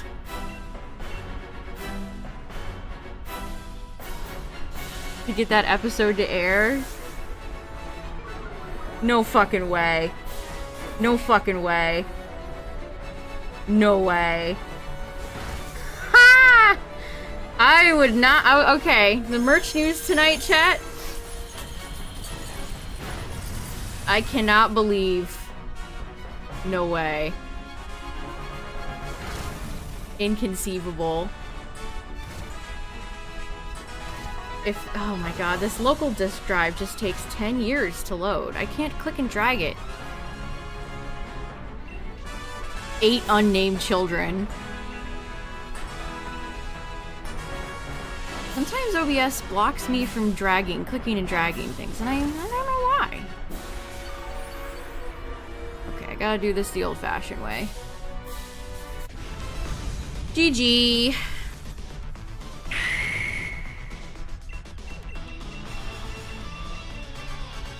Good run, good run. Okay, I'll show the merch news after this.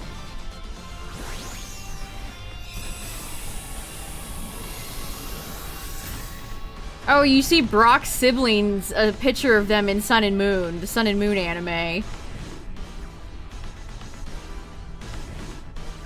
All 9 of them.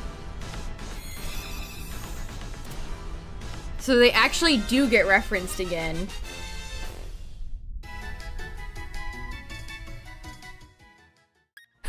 Are we psychoanalyzing Brock's, we psychoanalyzing Brock's behavior?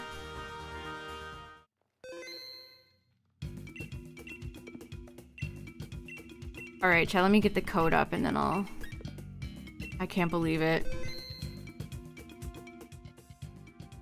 Latias wasn't sick, chat. She was perfectly fine.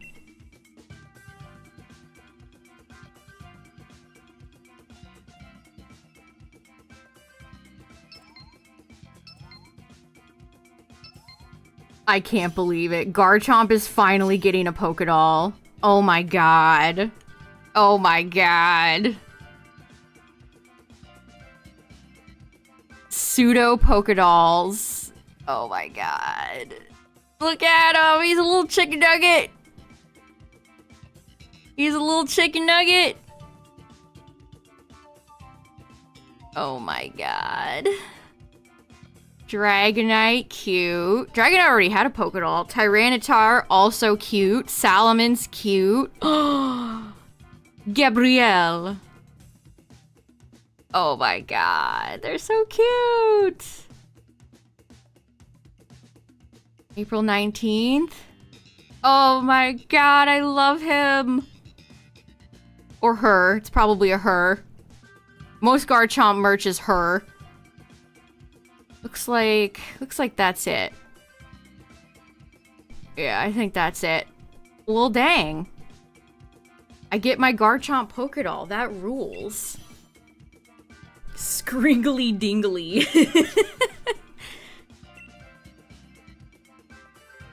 Pokédolls, you think they would release them all the time, but they're fairly rare.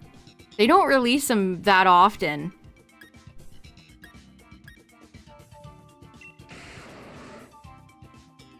And thankfully they're cheap. They're not very expensive.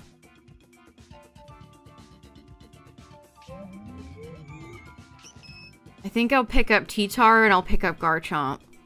Garchomp looks like such a chicken nugget.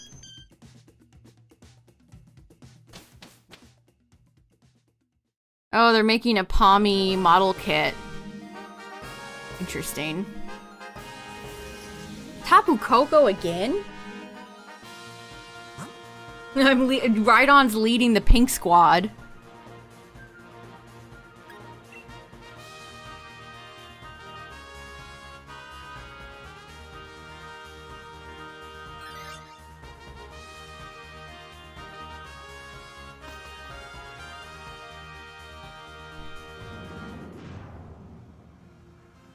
I can't believe Garchomp's getting a Pokédoll. That's so crazy. Wonder if they'll do the other pseudos. I'd get Komao.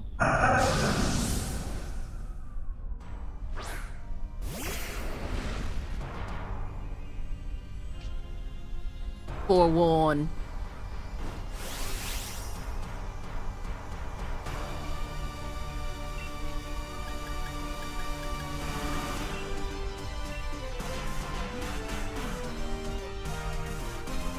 Yeah, T-Tar is so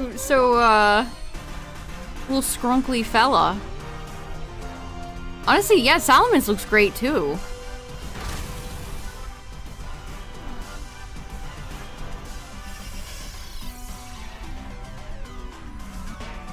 Pokédolls used to be like 1,200 yen, and now they're almost up to 2,000 yen. Sad. Yeah, Metagross doesn't get enough love. I agree.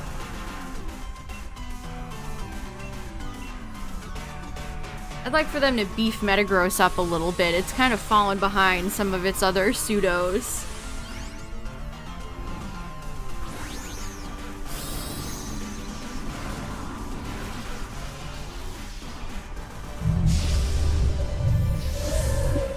Musharna's Dynamax cry, it just sounds like just nothing.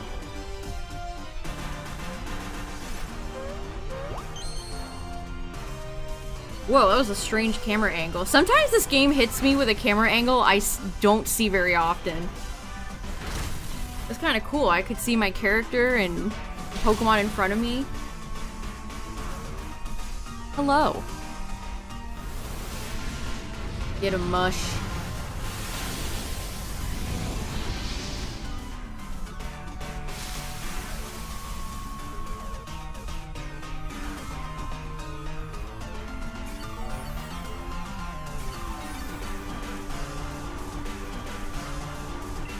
They usually bring the Pokédolls over to the US/UK/Australian/Canada Pokemon centers. It usually doesn't take them too long. Although with how things are right now, maybe it will take them longer, I don't know. They've been putting a lot of stuff up lately. Oops, I hit my mic stand.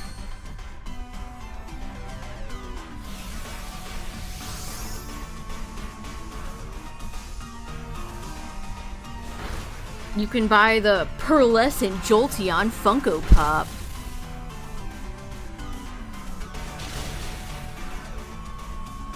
No, I think that was everything. There's a UK Pokemon Center, there's an Australian one, a Canadian one, the US one. I don't think there's any others. Well, the Japanese one, but that goes without saying. Funko Pops kinda suck. They're definitely not something I purchase.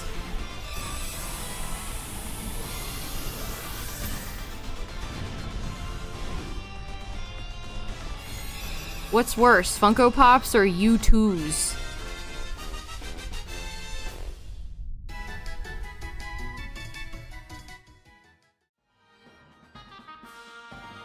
I love getting to the Pokemon card section on the Pokemon Center website and everything is just sold out, sold out, sold out, sold out.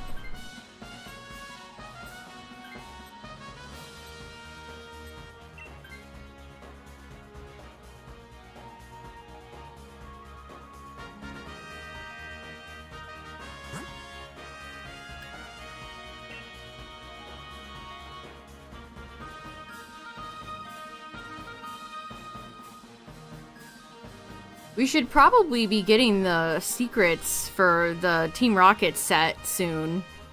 Speaking of TCG. There's a funny one of Blipbug committing a crime. Hold on, let me put the card on screen because it made me smile. Blipbug's committing crimes, chat. Can you believe it? He turned to a life of crime.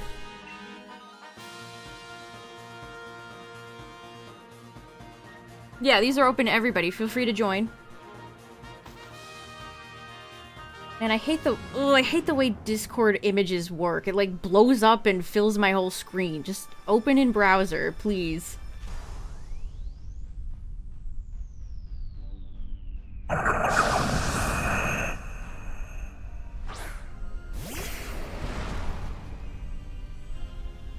Oh no, this might be too big. I'm gonna search blip bug right now. Blip bug.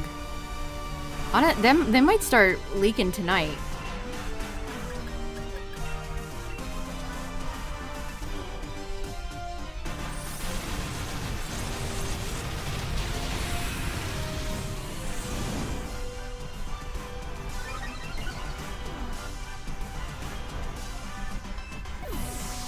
Here it is. I got it. I got it. I got it.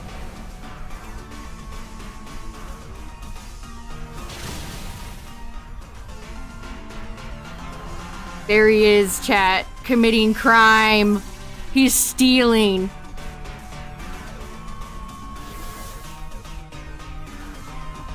Can you believe it? Look at him. He's so angry. You just caught him committing his crime. And now he's pissed. You better watch out.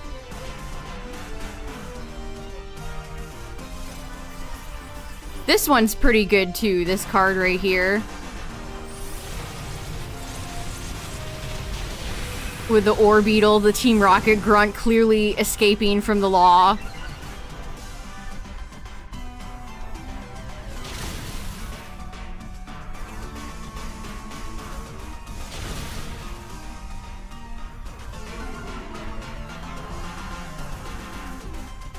Little Blipbug grew up and committed even more crimes. I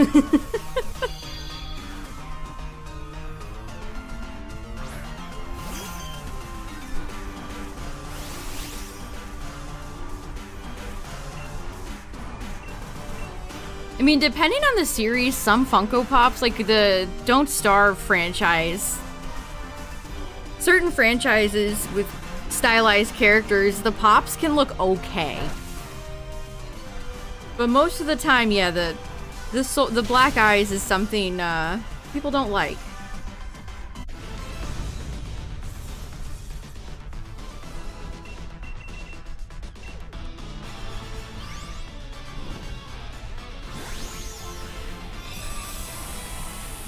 I hope there's a full art of Orbeetle.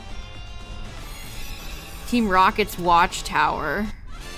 Okay, yeah, cards... Oh, yeah. The Glory of Team Rocket will be the final TCG set featuring owner's Pokemon. After this will be a black and white set, which will be the final Pokemon TCG set of the Scarlet Violet era. Oh my god.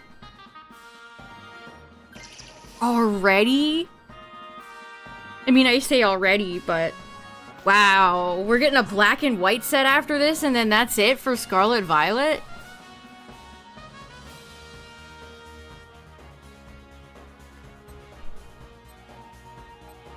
More Pico. It's more Pico. I think.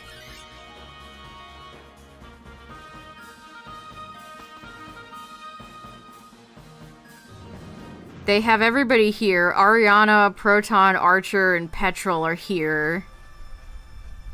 Jesse and James are not in the set. That's such a shame. Just because they're not in the anime doesn't mean people still wouldn't like to see them.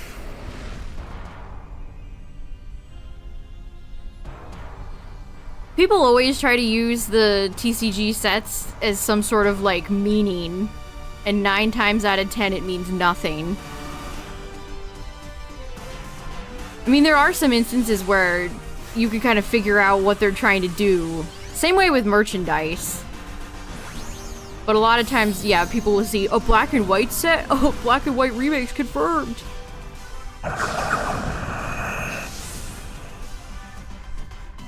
No way.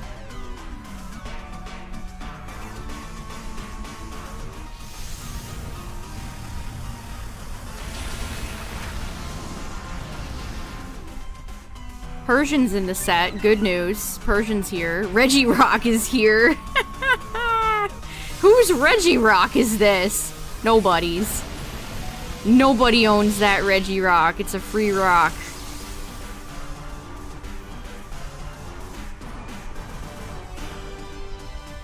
Oh, that Orbeetle. Never mind. That Orbeetle is one of the secrets. Why is Zamazenta in this set? Excuse me? Why the frick is Zamazenta in this set? Building? It's gotta be Unova.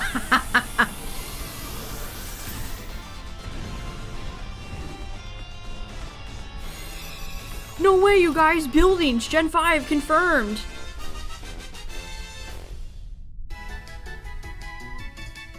Yes, Justin, I do remember that. People kept thinking that it was like Trico or... I remember exactly what you're talking about.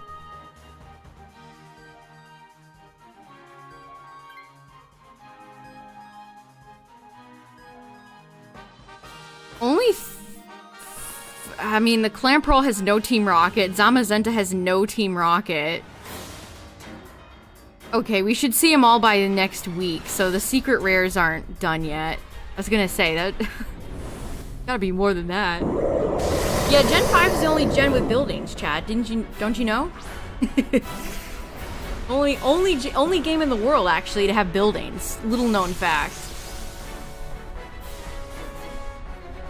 Hello, Coco. We meet again.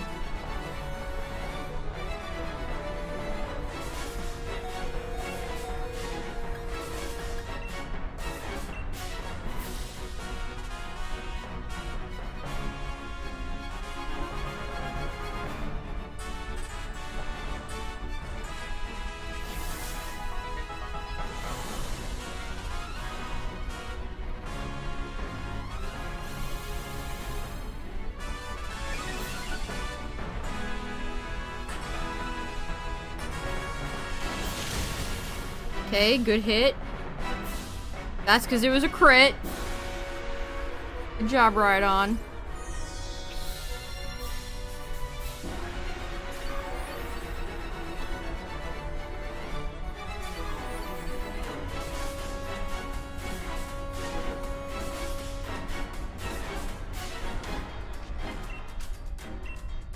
Jeez, I'm down to just 2 drill runs?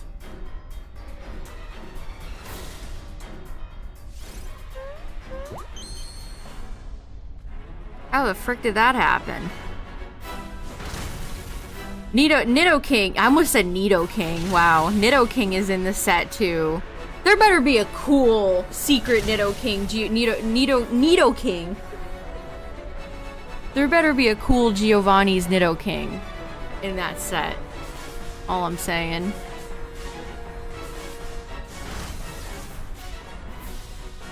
A McDonald's that's a literal mansion? Is it in the US? I remember I saw a video once of somebody that went to every, like, unique McDonald's. And I think that was one of them. I think I remember that. It's in New York? Yeah, that sounds right.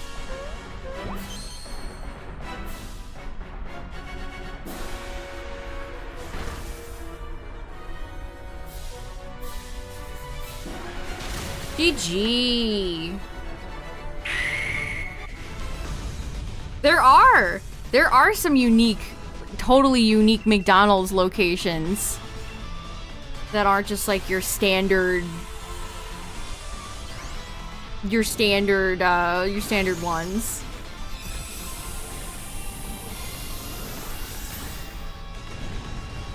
I don't know how many of them exist outside of the US, but there's several in the US that are very strange.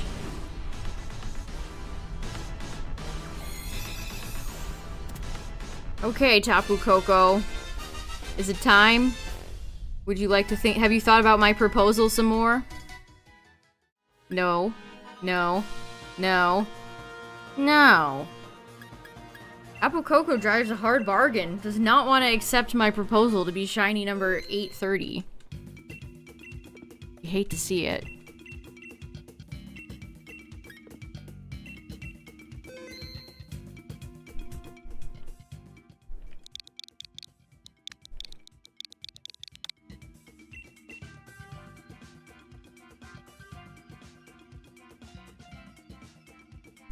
I'm actually gonna look that up. Unique McDonald's.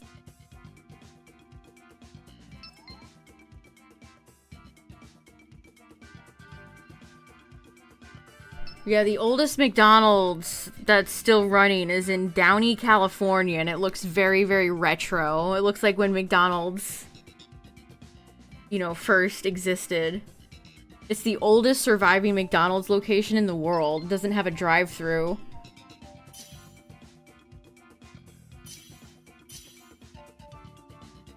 There's one in China that is in a historic villa that once housed a former Taiwanese leader.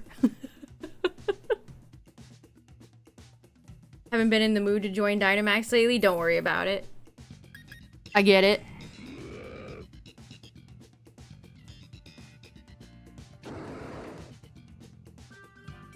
Okay, a few of these are located in China. There's one that has a pagoda-style roof. There's one in New Zealand that has a plane on it. Or it is located inside a decommissioned plane. I don't think I've ever seen this one before. In New Zealand.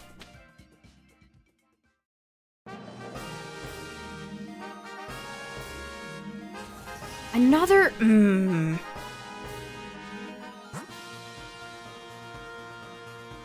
Well, we have some electric choices in front of us. There's one in Melbourne, Australia that was designed for Art Deco style of the 1920s and 30s. Clifton Hill, Melbourne, Victoria, Australia.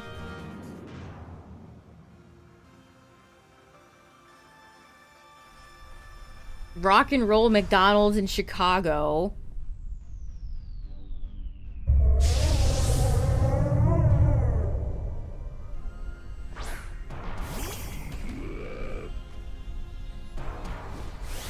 Oh, they renovated it and modernized the location. Oh, that sucks.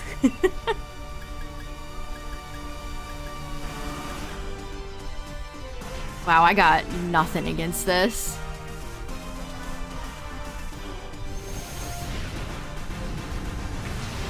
There was the McDonald's in Times Square was really flashy and they updated it.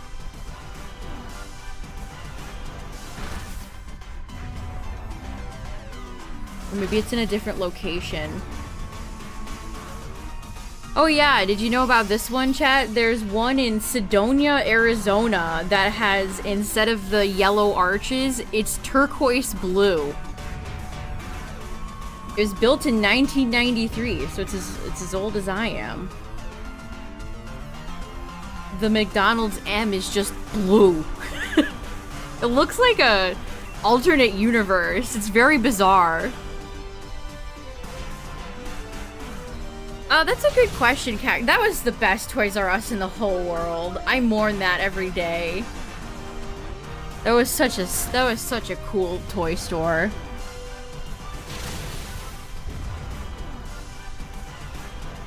Now closed McDonald's in Houston was space themed to pay homage to the nearby NASA Space Center.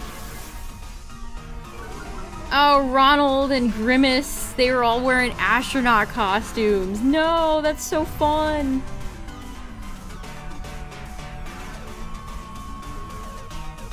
McDonald's restaurant in Freeport, Maine looks much more like a house than a standard fast food restaurant. Yeah, it just looks like some residential...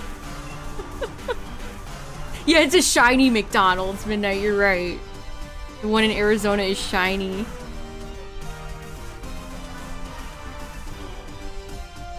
There's one in Paris that's like Stuart Little's house. Oh, this is the one I was thinking of. This is the one in Roswell, New Mexico. It's like alien space saucer themed. That one's super cool.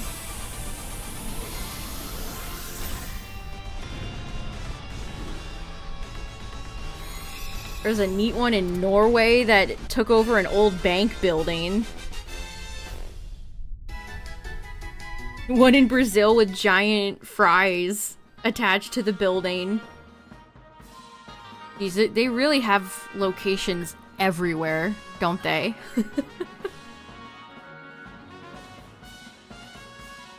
Yeah, Hugh Laurie is Stuart Little's dad. Little hi, little ho. Or however that Stuart Little family saying went.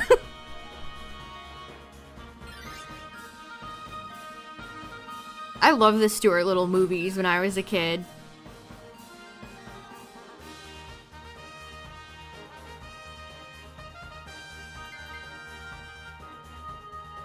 I'll hang on to Diggersby to get rid of Jolteon fast. Yeah, what was the third one about? I remember the first one, and I remember the second one with Stuart Little's bird girlfriend. Oh, the camping one.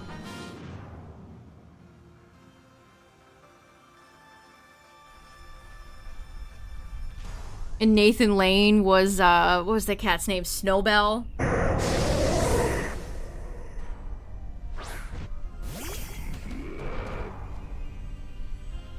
Yeah, it was animated.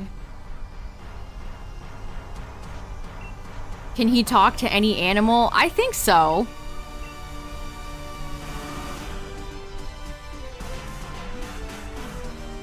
Violent urges towards people are, in general, I've noticed people are really disgusting about small mammals. Like the amount of like, my hamster exploded. Huh, isn't that funny? No. No, it's not, actually. What the fuck is wrong with you?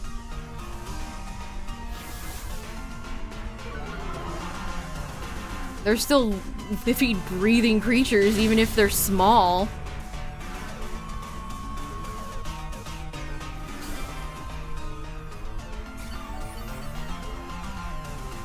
My heckin' doggo Pupperino is perfect and flawless, but all other animals, disgusting, should die.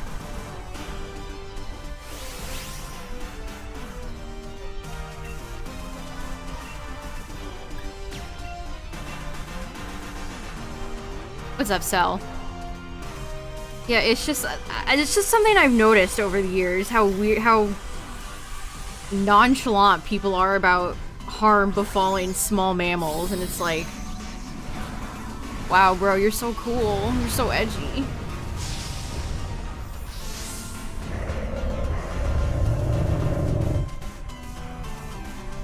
And even worse if you have something like a reptile or you keep insects or something. People will openly be like, ew, kill it.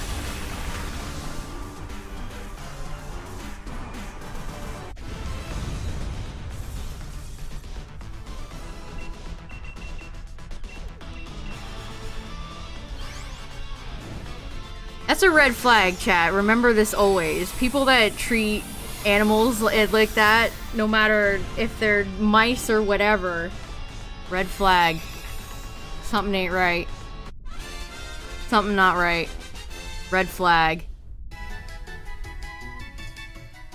If you don't like them, don't interact with them.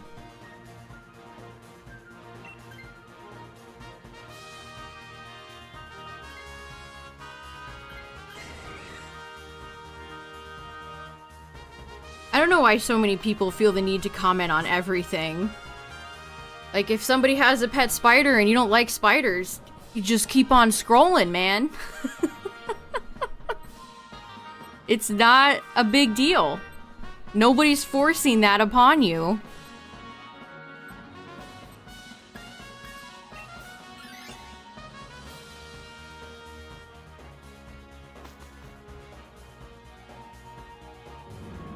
A giant pet beetle. Go, my scarab.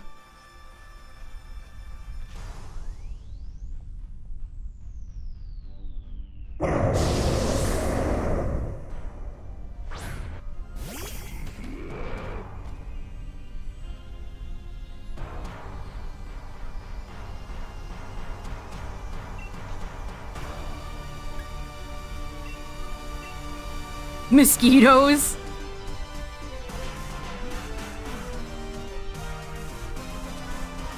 I mean, I definitely, you know, if a mosquito's biting me, that's a quick slap, but I'm not like, you know, cackling evilly.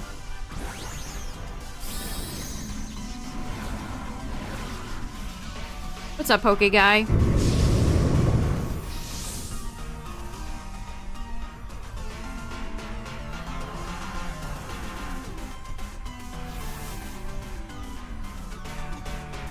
Tryptophobia. I think I have that in some way. Like the, you know, the lotus plant that has all those holes that makes me want to rip my flesh off.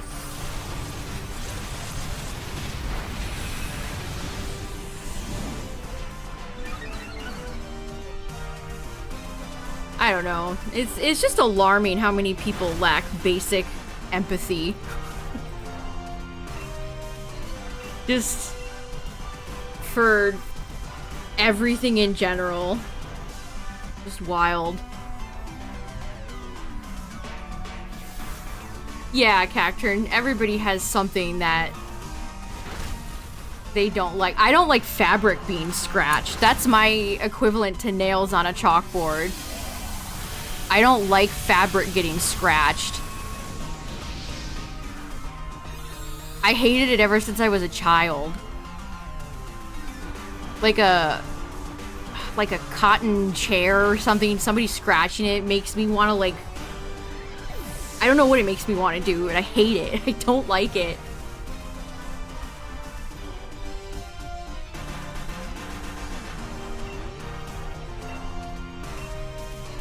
That look like, oh, I know what you're talking about.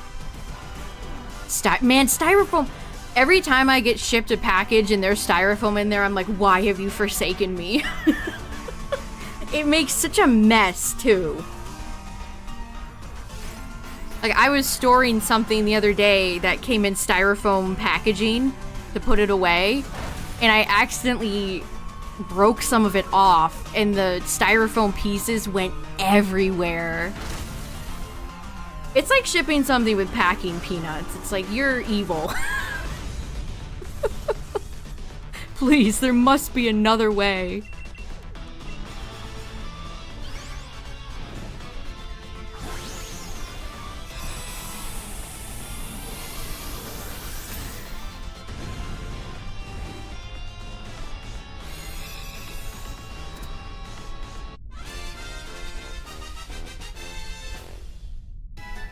I also hate the sound of people slopping their food.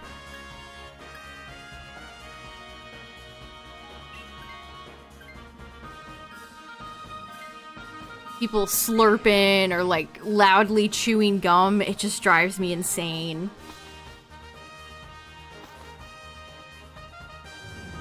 It's an anti-ASMR, if you will.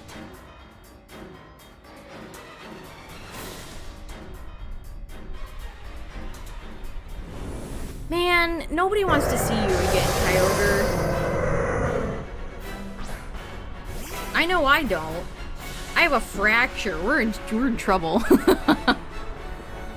Jolteon, take the wheel.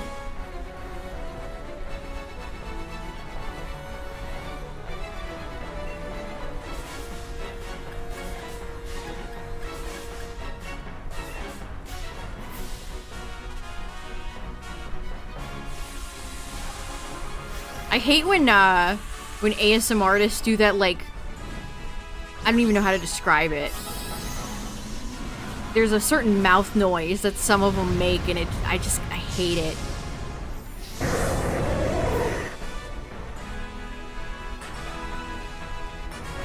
Watch it be blue. No way. Yeah, lip smacking midnight. can't hear it. It upsets me. Gives me the ick. Yes, Jaded, yes. They make that like, oh.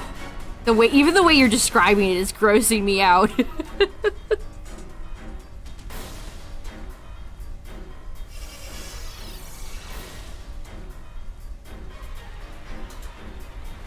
Ow.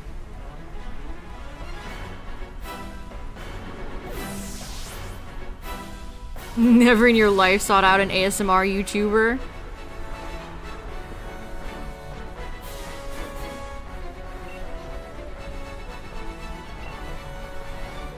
There's this lowered special attack.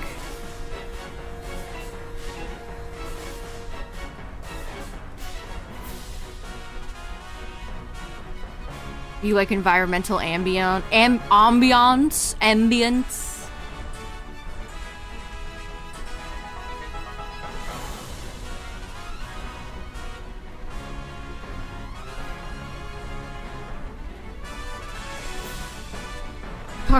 Talk about a community that has a lot of strange people in it. The ASM artist community. ASM artist.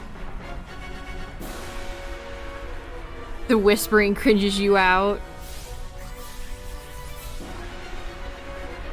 To me, the best ASMR is when it's unintentional. It's when it's just like an older person just talking about a hobby they enjoy.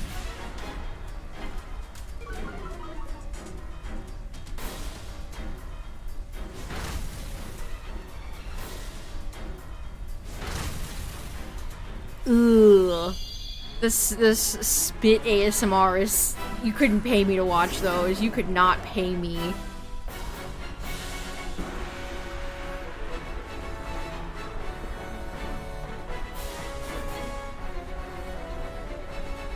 Yeah, get him, Jolteon.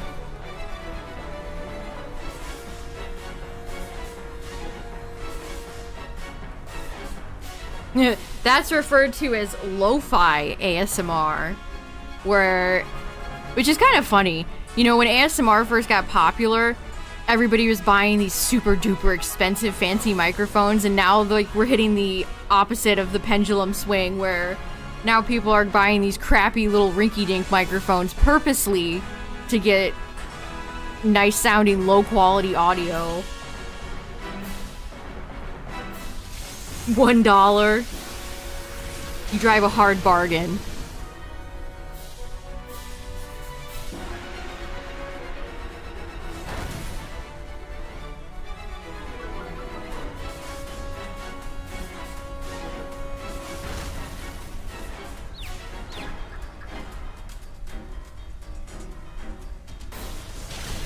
Ouch.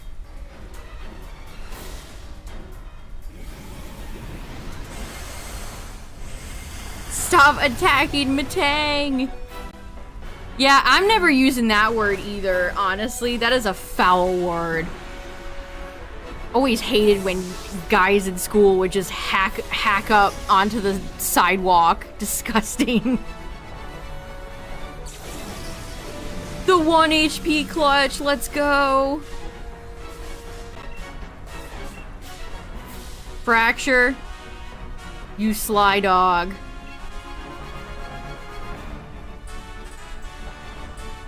Jimmy's? Jimmy's is sprinkles. Some people say Jimmy's instead of sprinkles. They're wrong to say that, but they do.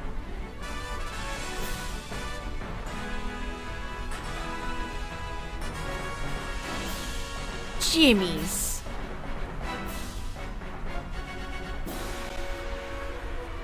Come on.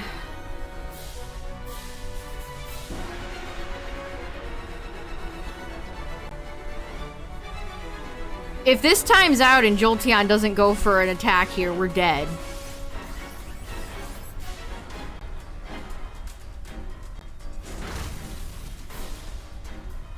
Okay. We're good. GG. That's what you get, Kyogre. That is what you deserve. GG.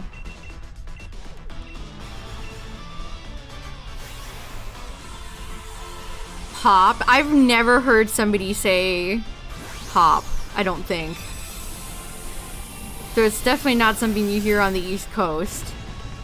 At least in my experience.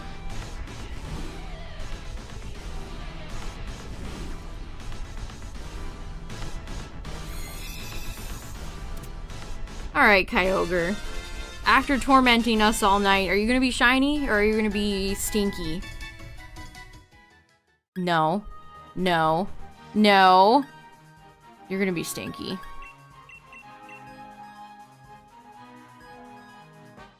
Calling your dad Pop? Hey, Pop.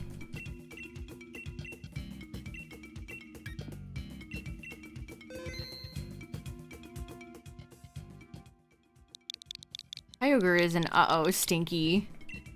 Down to its orca core. Here's the real question, chat. Have you ever heard anybody say tomato as tomato?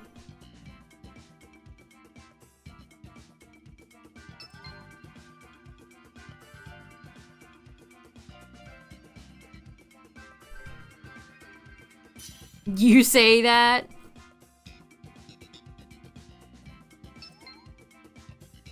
Tomato. Potato, potato. I mean, if you're saying potato, like, I don't know what to say to you.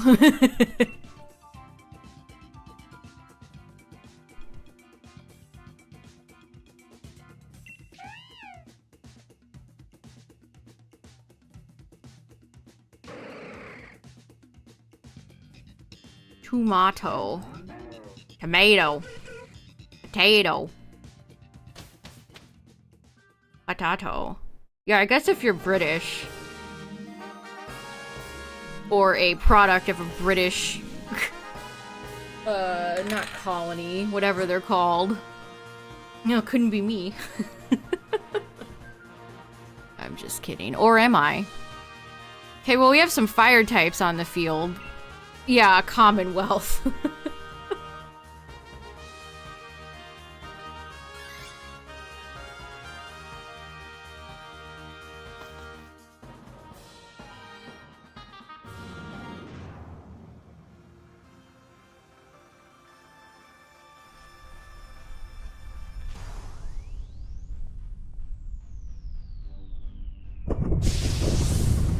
If you add the letter U into words it doesn't belong in, this might be you.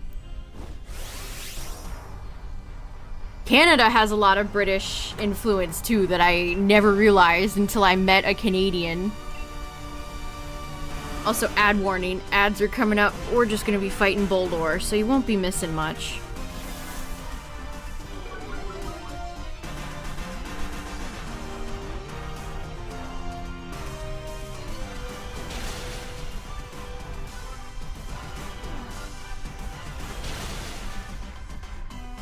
What are those sandals?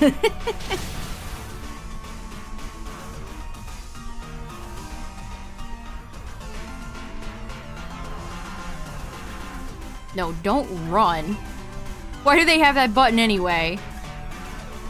I can't go anywhere. I can't quit. I'm locked in.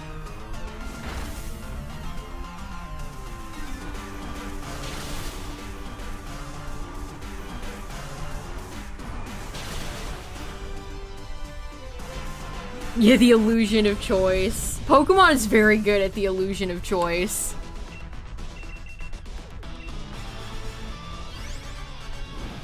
Oh, you think the answering this question will have any effect on your game whatsoever? It won't.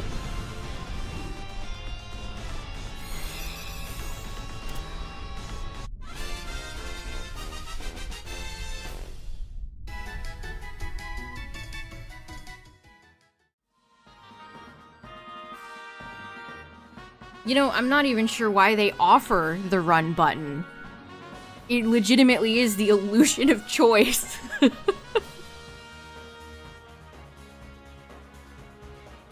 Hey, will you help me complete the Pokédex? No. Aw. You should reconsider and help me complete the Pokédex. No. You should reconsider and help me complete the Pokedex. No. What's up, Robert? I'd rather not. No.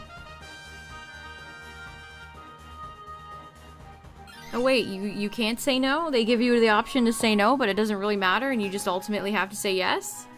I think every Pokemon game has a section like that.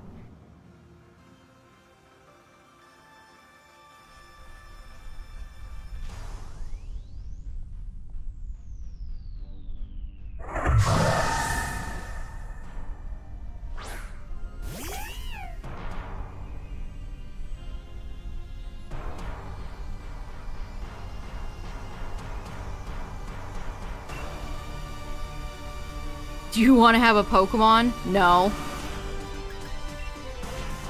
I will ask you again. Do you want a Pokemon? No. Then why are you giving me the illusion of a choice? I'm doing randoms. We run into everything tonight from Tapu Koko to Kyogre.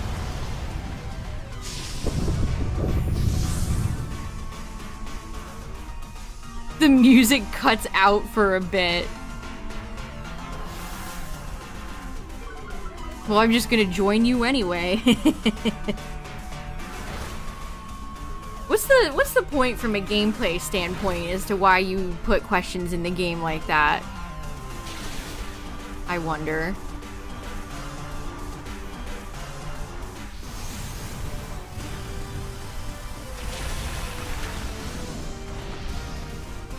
Yeah, I mean, if they played it as a bit for yucks, then I would understand, but it's usually not the case. The character usually just responds, oh, well, you should say yes.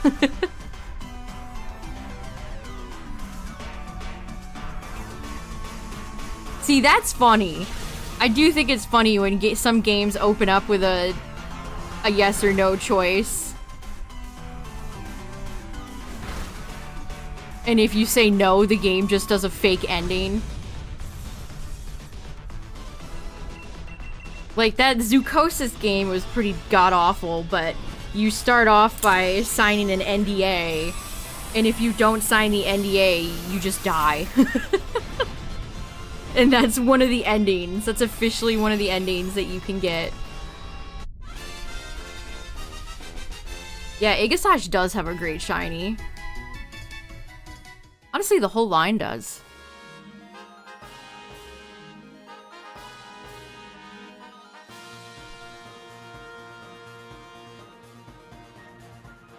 Yeah, I remember that exact instance. You can annoy Hao if you say, yes to his "did you know?"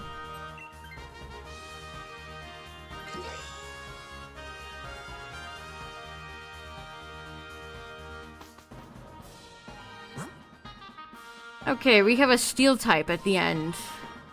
I don't think I mentioned that before. So this could be Steela, or this could be Solgaleo. What are my other steel types? I think, are those two it? Yeah, 1 in 100 if you have the charm, 1 in 300 if you don't. Yeah, it's either Steela or Solgaleo. That's all my steels I have left on the board. Haven't seen Azalf tonight. Haven't seen Palkia. Haven't seen Solgaleo. Haven't seen Steela, Nihilego, or Guzz. And we haven't seen Latias or Lugia. Lugia has not shown up lately. We had a really quick Articuno round tonight, but Lugia has just been AWOL.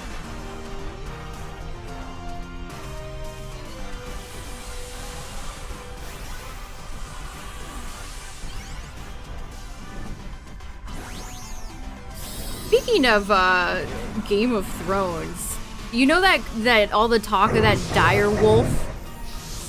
I think the company's name is Colossal. Did you know that George R.R. Martin is one of the investors in that company? Kind of wild that new dire wolf looks a lot like the ones from his books, huh? A little bit funny, huh?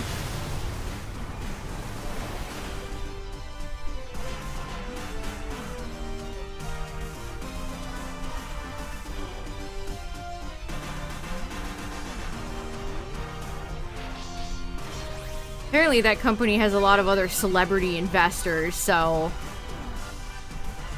can't wait for them to start making Jurassic Park, but for real.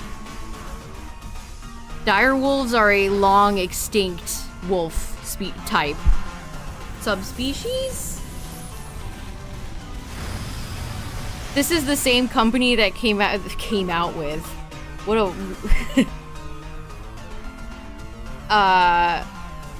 the woolly mice, if you guys remember the woolly mice from like a month ago or however long that was. I think they're based in Texas. There's a company based in Texas that are bioengineering freak animals.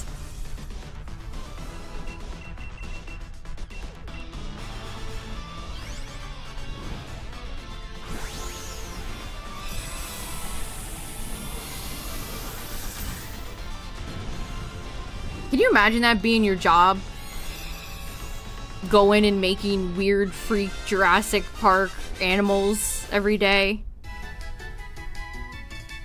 What an insane career.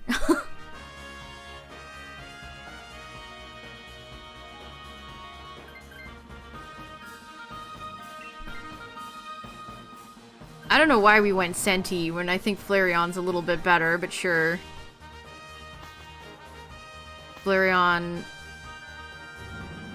also doesn't have a weakness with bug, but okay.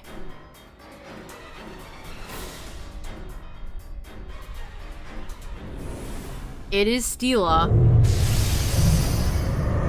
Darn, I was hoping to see Solgaleo.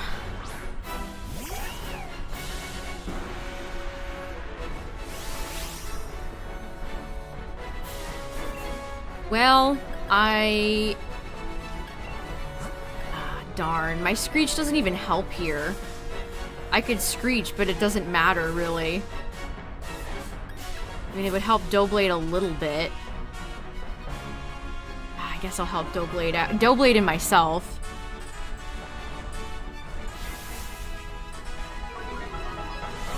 Screaming into the void? I do that every day. You feel like you never see Stila? Stila shows up it's uncommon. I would say this is uncommon.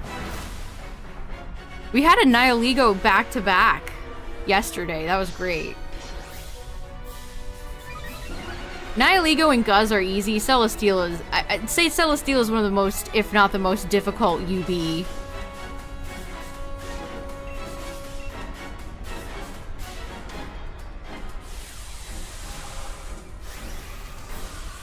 No, I don't have Stila yet. The last 3 UBs I need shiny are Celesteela, Guzzlord, and Nihiligo. I've got all the others, well, minus Poipole and Naga, who are not in Dynamax Adventures.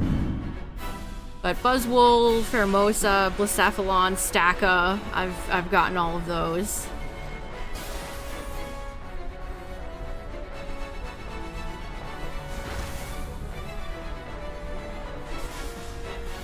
Leech Seed, that's so evil.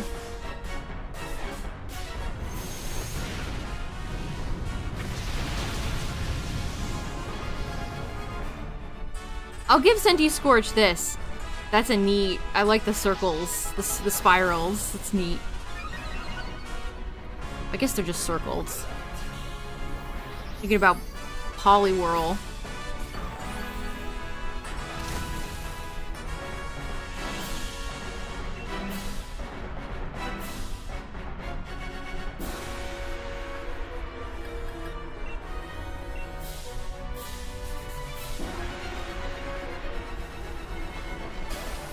Yeah, Celesteela does have EQ.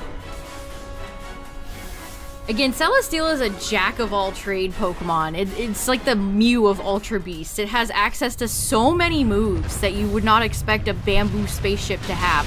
Wow, they targeted Mantine with the rock fall?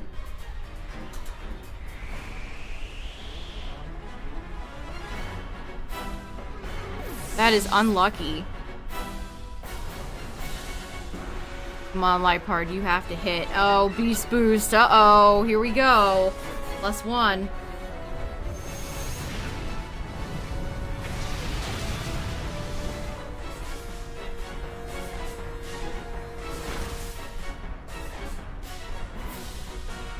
Okay, I take it back. The screeches are great.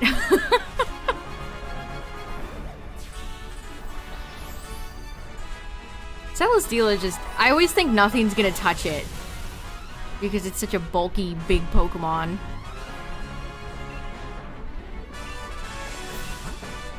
Okay, it's -4. Let's just attack. It probably... You know what? It might. You know what? I'm gonna predict it.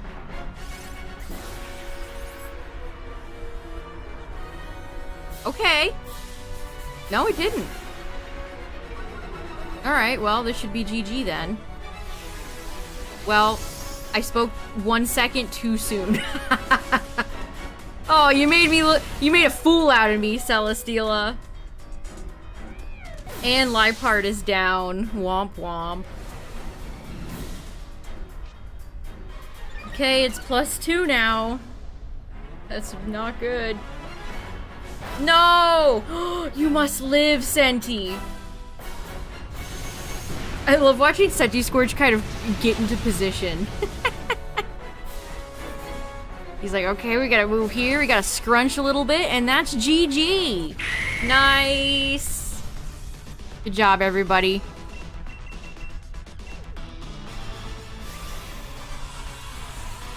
Clutched it out. Very nice.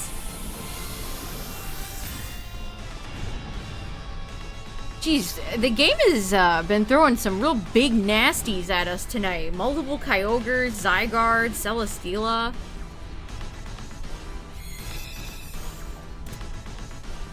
Where's the easy boys? Where's Nihilego? Where's Guzzlord? Give us another Lati. No, no, no. Celesteela? Celesteela, why? Not shiny. No, don't say that, Sky. Not Pal Pal.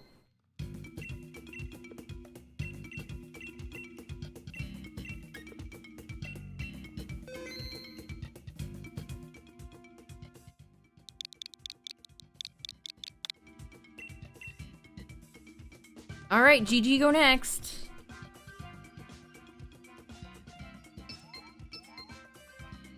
Is it raining out? I was gonna check to see if it was raining out.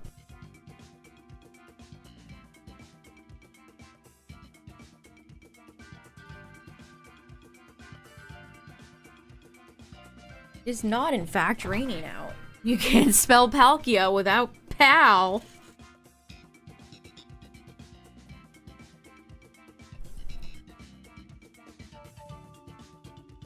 Do, do, do, do, do. It's been raining for the last week and a half.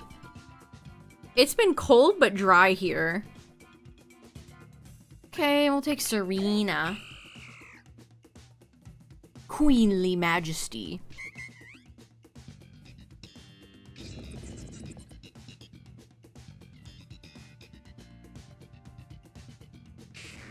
Man, you guys are disrespectful towards Clefable. Clefable is so good! If this is a dragon, I'll be sad. Okay, it's psychic. Ironic, that actually ended up working out. Do we have anything better on the field? A lot of steel types. Mantine has been very present tonight.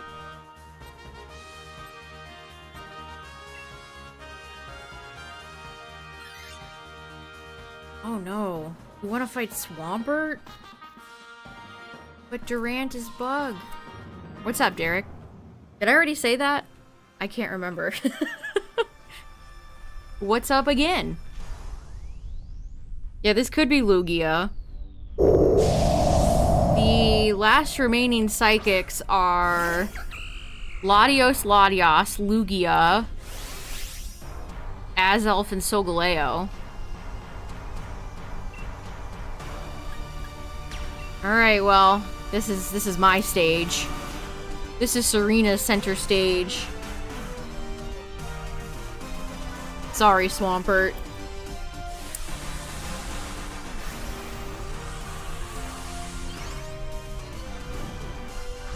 You're not gonna like this, Swampert.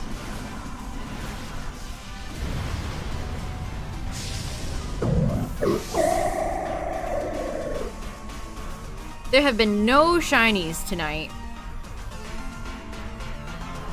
We've had some real beasties show up. We just fought Celesteela, multiple Kyogres. I started off the first run of the night with Zygarde.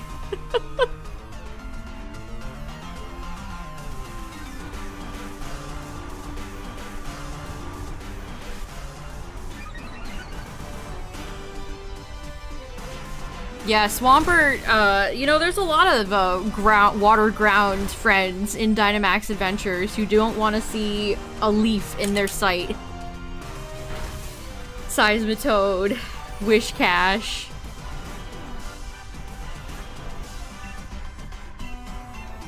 Serena's, like, lower half makes me think of a garlic bulb.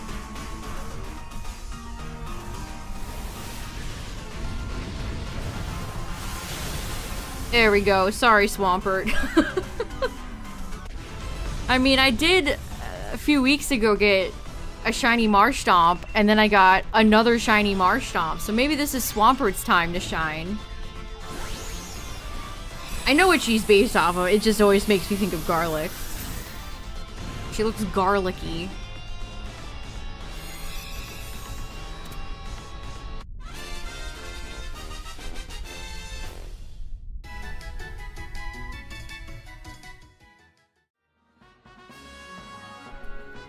Neat ability. Queenly Majesty is an interesting ability. I like it. Do I play Unite? I do not. Played it when it first came out and then dropped it.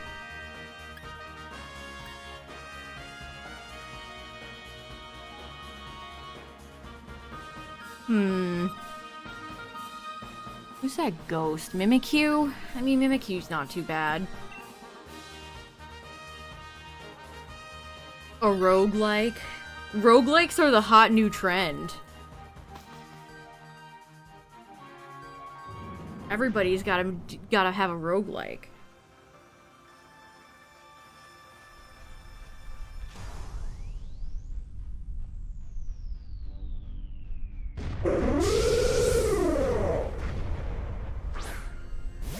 I mean, Dynamax Adventures rules. Again, it's funny to me that I just return to this time and time again. And yet, right now, I feel like there's no reason to pick up Scarlet Violet.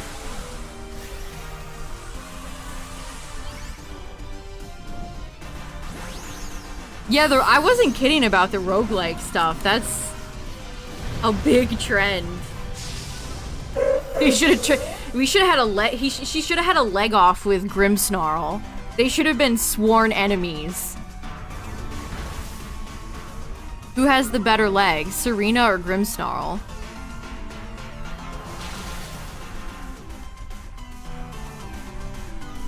Or Darkrai.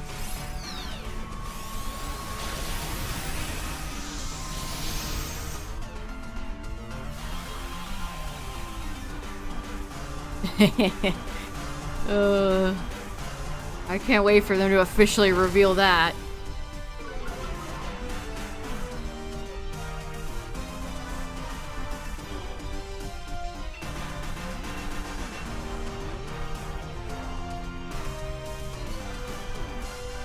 Again, I wish there were more, like, when's the next pseudo terror raid happening? When are we getting another outbreak event, if at all?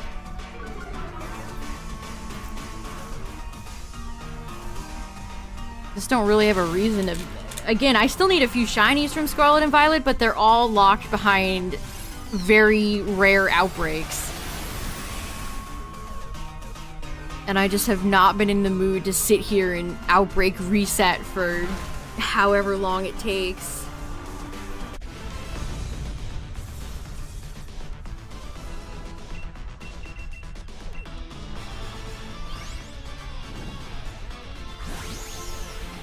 Yeah, there's tons of pseudos. Who would they even do after Tyranitar? Are they gonna jump around? Are they gonna do Garchomp next? Or Dragapult? Or Hydreigon?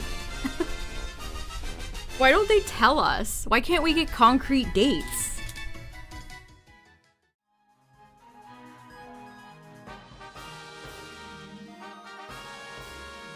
The Switch 3? Already dreaming big. That's gonna be like $1,000. You feel like all the fun stuff for Sword and Shield is DLC locked? You're right. It definitely is. We have a very linear, content empty main game. The DLC is where it really, I mean, Crown Tundra in particular, Isle of Armors, whatever.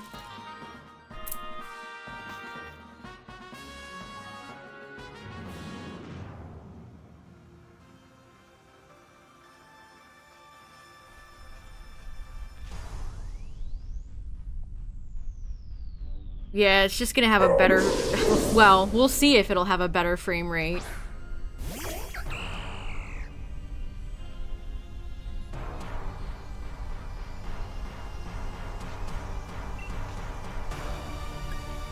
Just gonna keep going for Troop Kick.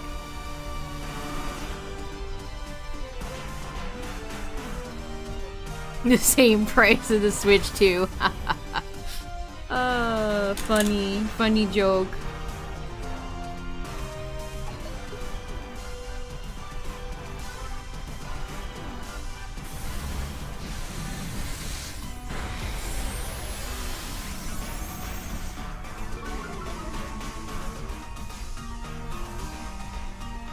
I almost can't even imagine Lag Lake without the lag. Like, it's inconceivable to me.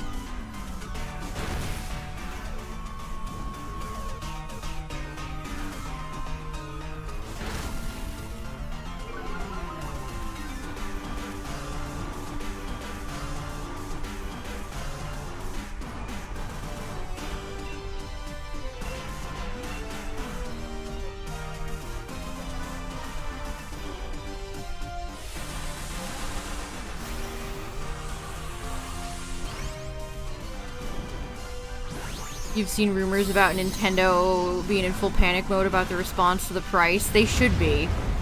How did they think that would go over?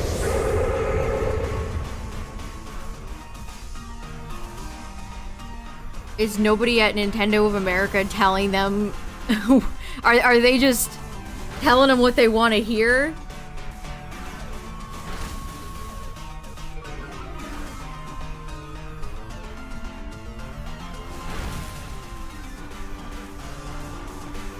You've been stuck doing Masuda. I do prefer Masuda in this game over Scarlet Violet. This is my preferred Switch game to do Masuda hunts in.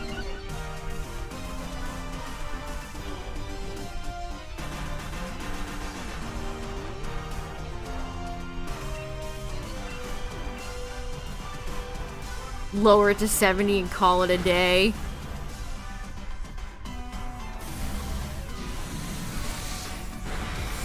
Do you think they dare raise the price of the console?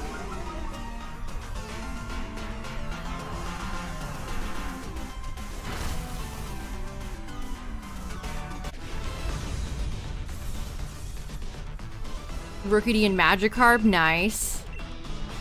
I remember when Sword and Shield first came out, everybody went after Rookity. Rookity always makes me think of the early days of shiny hunting in this game. Also, it's got a good shiny. Corviknight's whole line has good shinies. Yeah, and Wooloo.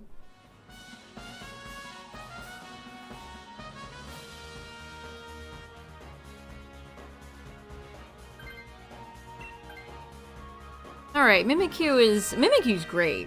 Very good Pokemon.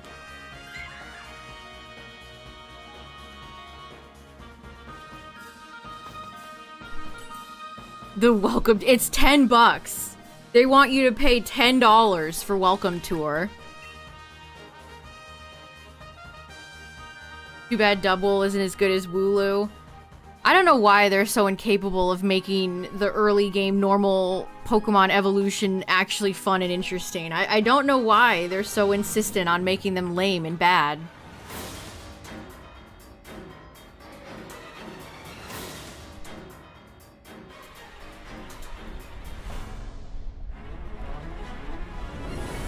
Look who it is! It's Azelf. Alright, bud. Payback time.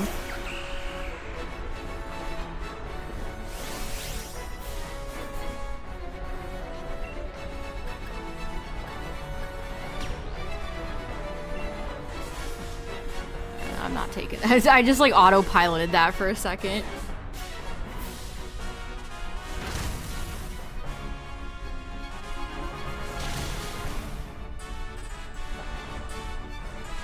I'm talking like Oink alone,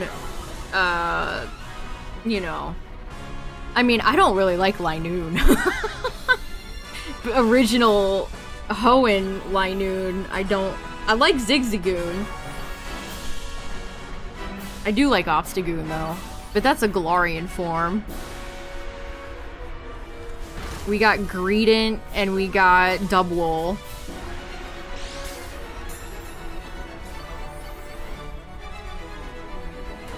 And then we got Oink alone. And then in past gens, we got Gumshoes.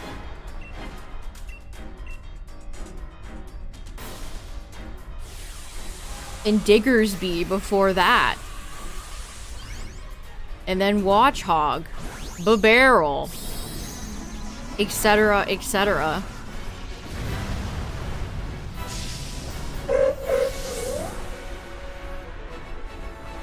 You don't want that thing taking up... I mean, I would probably check it out once if it was included with the Switch 2, but I in no universe am I paying $10 for that.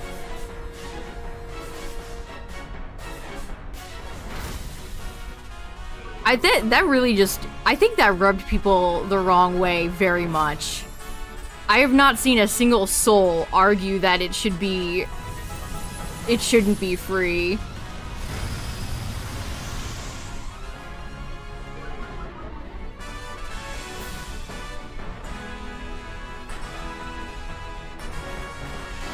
Wow, Azelf dodged that? What the frick? Serena, stay strong.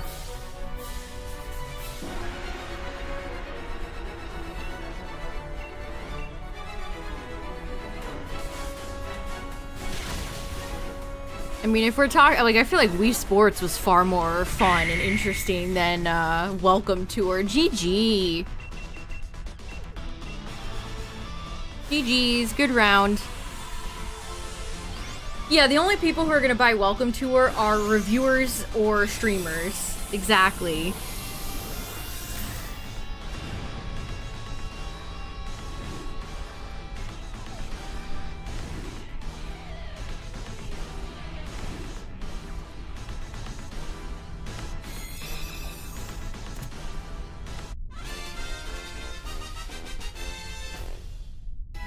Oh, your Halucha was shiny? Nice. Nope. Nope. Nope.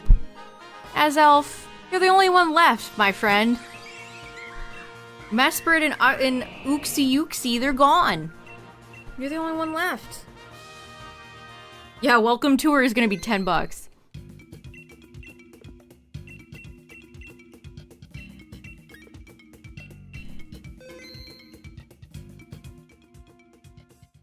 Yeah, Cacturn, nobody's gonna buy Welcome Tour outside of probably the initial month.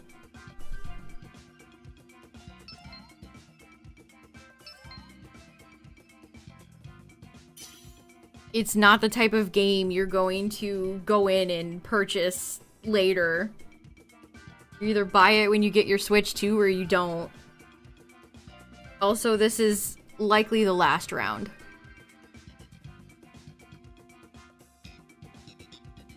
Scalpers in the ridge.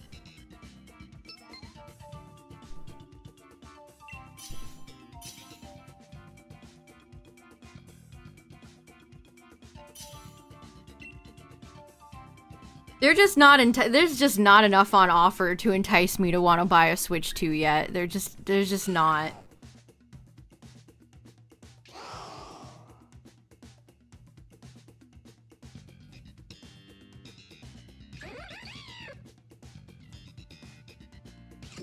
Guess the frame rate.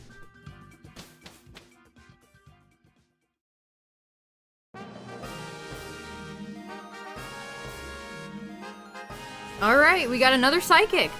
Okay. Alright. It wasn't Zygarde and Kyogre or Palkia coming to punish us for the final round. Okay, let's see. Who we got? Kangaskhan's always good as Poltegeist. We have a Buggo. Oh, a Selgor is on the field.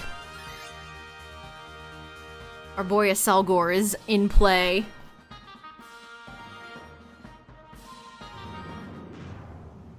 Yeah, this Switch 1 having Breath of the Wild was just way more of a I want to buy the console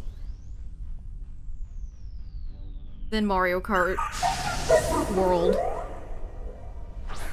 I still want to say MK9. I still want to keep calling it Mario Kart 9.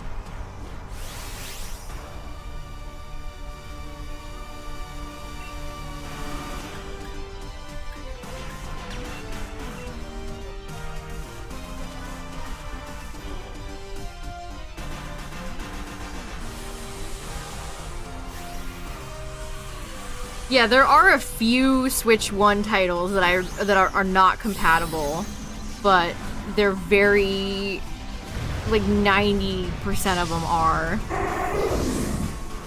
See, this, like, I'm seeing this type of, the reaction to this information in chat. Nintendo did not make anything clear. It's not just the price or welcome tour. They did a horrible job at presenting all of this information to their consumers. People are so confused. There's misinformation. Nintendo absolutely screwed it. They absolutely borked it. They goofed. A real goof.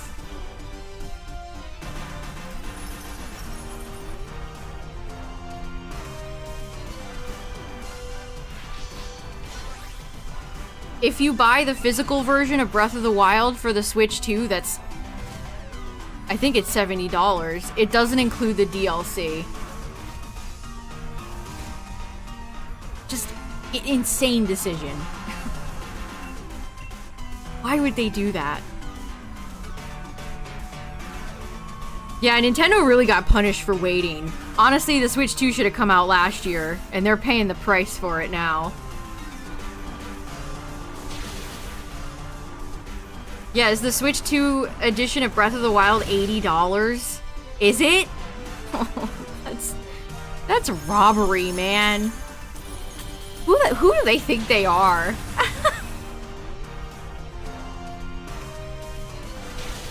Again, we're one console removed from the Wii U, and Nintendo's back on their most arrogant horse. The biggest, most arrogant horse they could be riding in on.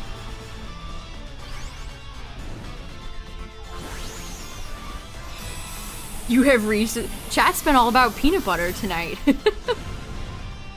Yeah, Bonanza's $70.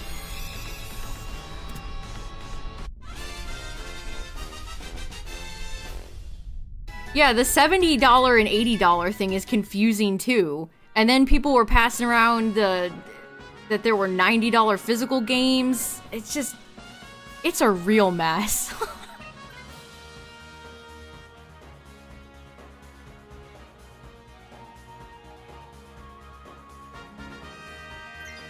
And like, how old is Breath of the Wild at this point? Nintendo just, they love charging full price for games that are like 7 years old.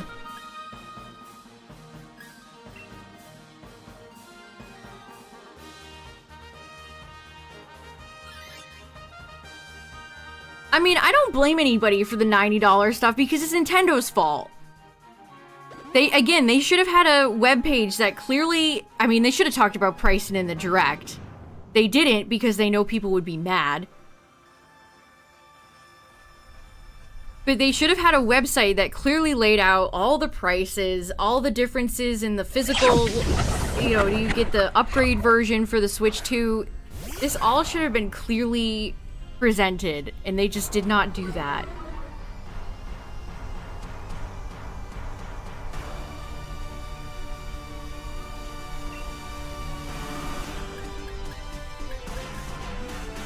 Yeah, Breath of the Wild should not cost that much money. Are they insane?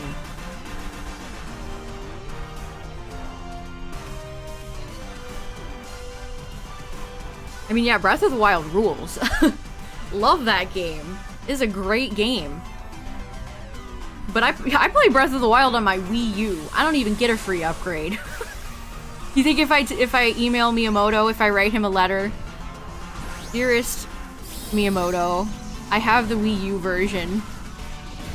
Help. Can I get a free upgrade, please? Dear Shiggy.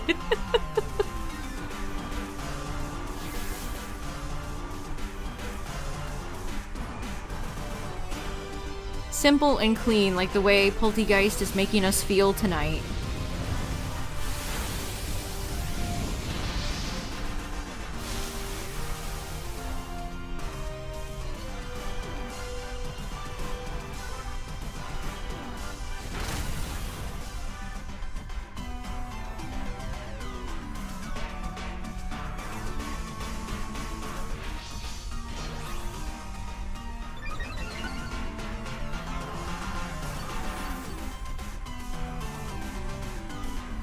Yeah, I'm never gonna pay for the expansion pass either.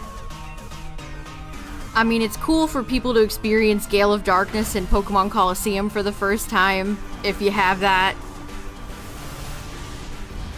But Nintendo just doesn't offer enough for the higher tier of NSO for me to ever want.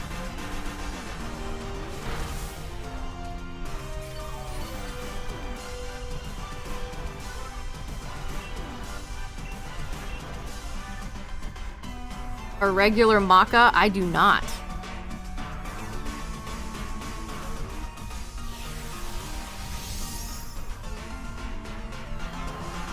And again, I sincerely doubt Coliseum and Gale will be compatible with Pokemon Home.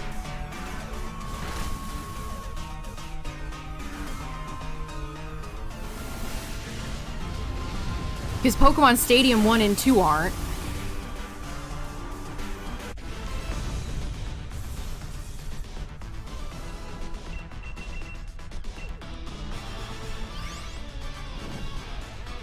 Which is, it's so crazy that they exist on NSO at all, because having those games without your own Pokemon can be kind of brutal.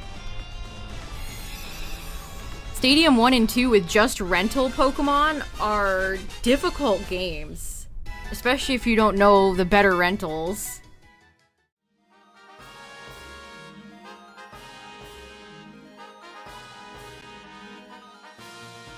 I mean, Gale and Coliseum are iconic GameCube games. They deserve to be there.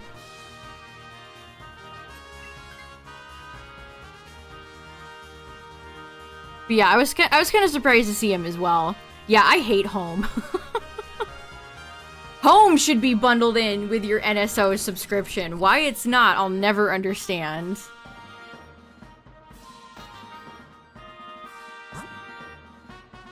And we have a Selgor and a Scavalier on this row.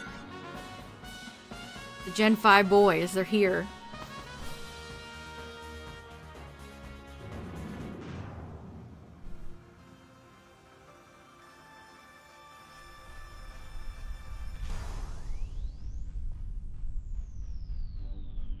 What's up, Selgor? Friend of the stream, Selgor.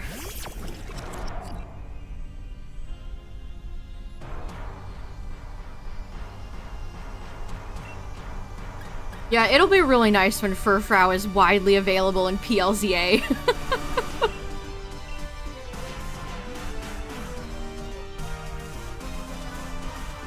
Yeah, Blood Moon. I can only imagine how many people want a Blood Moon. Almost like limiting it to just one is annoying. How are they ever going to introduce Blood Moon or Ursaluna in future games?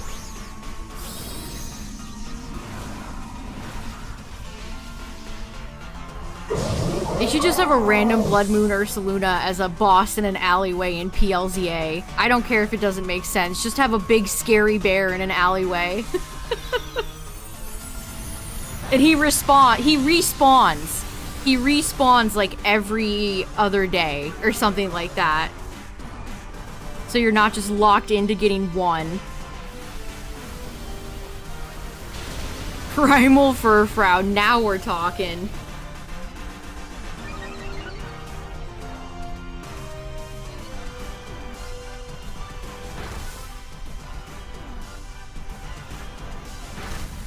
I have a feeling the shiny mechanics for PLZA are gonna work very similar to how they did in PLA. So there'll be a audio cue and the sparkles.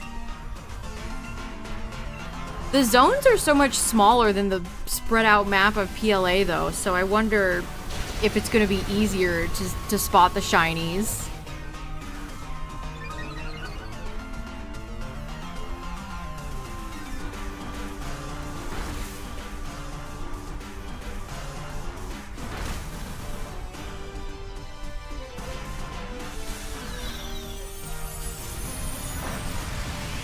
Again, chat, cannot recommend enough.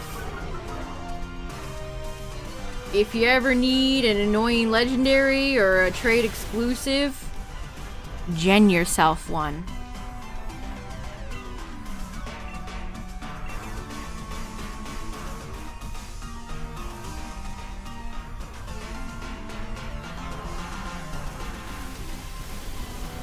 Especially annoying things like Cubfu, or if you're going for like Pokedex completion.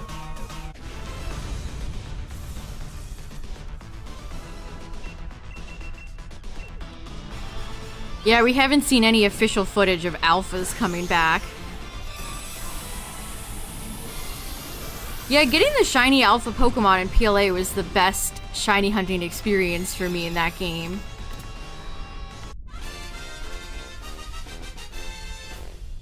The shiny alphas were really cool, and I remember all of the ones I got. It made them so memorable.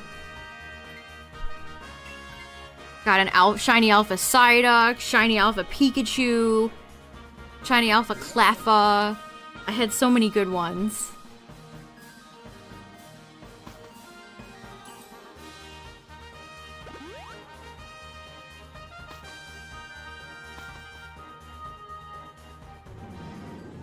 Now, how the shinies will work in Gen 10, I think, is gonna be interesting.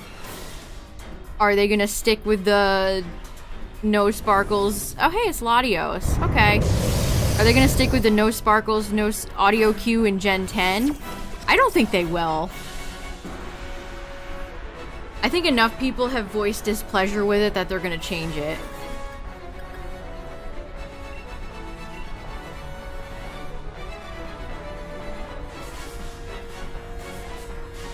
Still need to finish the Sinnoh Pokedex. Honestly, BDSP is the one game on the Switch that getting the shiny charm, not worth. Not worth. Every other game, you should get the charm. BDSP, no.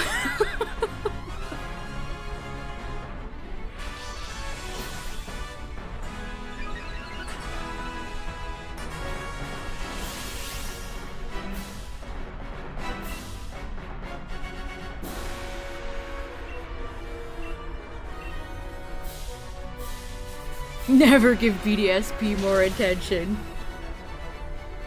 The dark path. Yep. It only affects eggs. Nothing else. Oh, you're doing it for the home shiny galaxy? Oh, good luck then.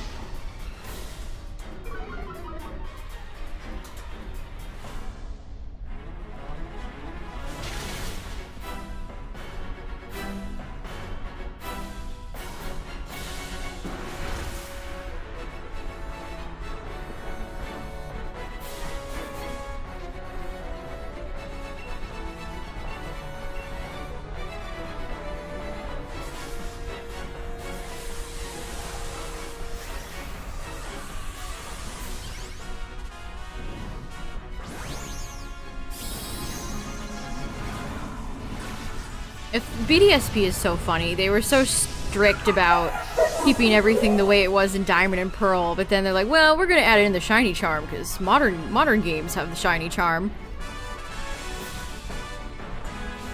Yeah, it only affects eggs. That is true. And the shiny charm in this game has some wonky... GG, by the way. GG's. The shiny charm in this game, I just shiny hunted the Swords of Justice. The shiny charm affects the Swords of Justice in this game, but it does not affect the Regis. So the Regis, if you want to shiny hunt the Regis in this game, they're all full odds.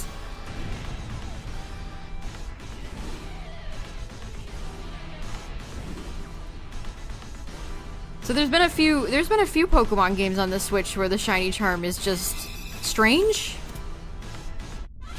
Sometimes it works, sometimes it don't work. All in all, doesn't make any sense. What does make sense is shiny Latios. Just kidding. Darn.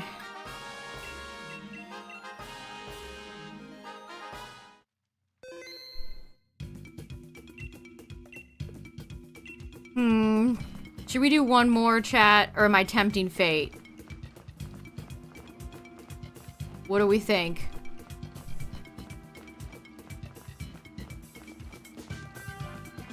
Nah. One more? One more? Alright, alright. Well, win, lose, whatever, no matter. This is the last run. I need to get a snack. Yeah, it could be Zygarde or Palkia, one of the big meanies. Let's see. I hope it's Nihilego. I'm gonna manifest Nihilego right now. I miss our friend Nihilego.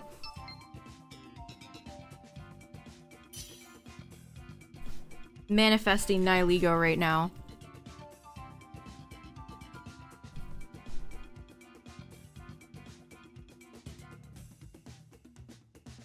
I crave the jellyfish.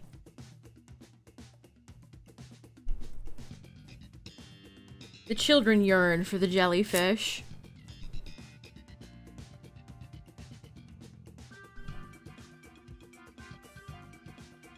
Alright, alright. We're tempting fate, chat. We're gonna do one more.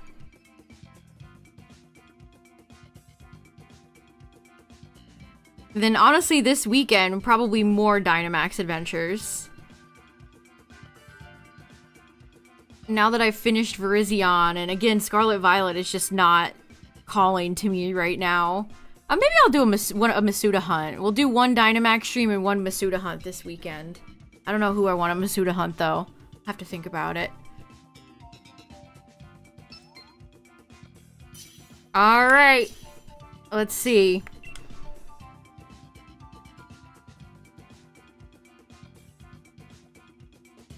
Gen 1, Emolga.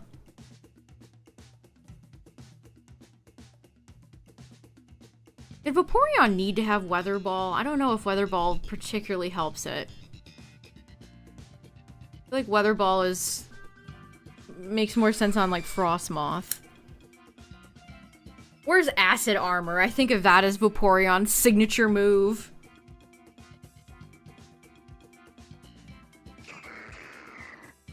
Why does Passimian's cry sound like that?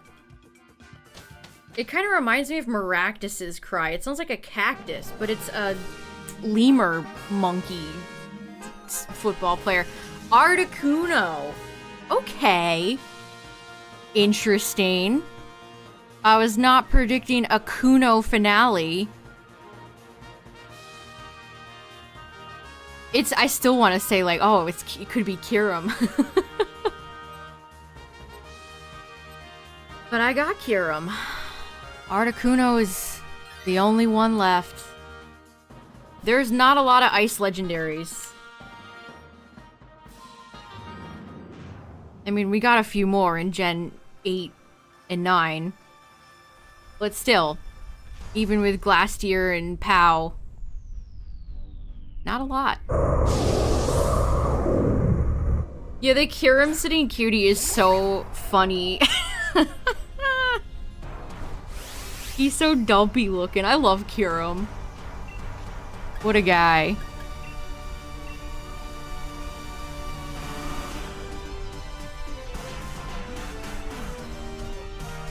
Pow pow.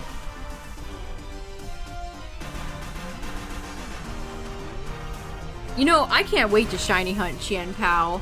That's one of my most anticipated future shiny hunts. Not enough love for brown shinies, chat, I'm telling ya.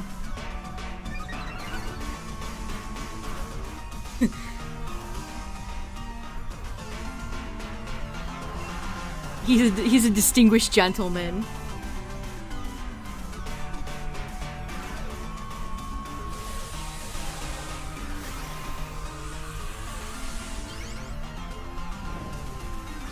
Look at this distinguished gentleman.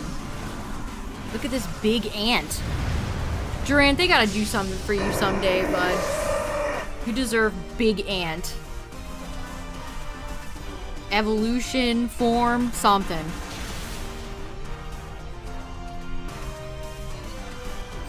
Durant's little wiggles before it sends out an attack. No, we don't! There's very few brown shinies. There are not a lot of brown shinies, legitimately. They're underdogs.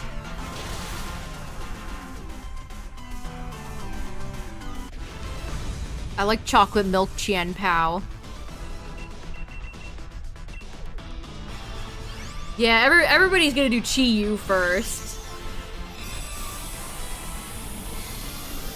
I probably will go with Pao first, and then I'll do... maybe I would do Pao, and then Ting-Lu, and then Chi-Yu, and then save the best for last, Wo-Chien.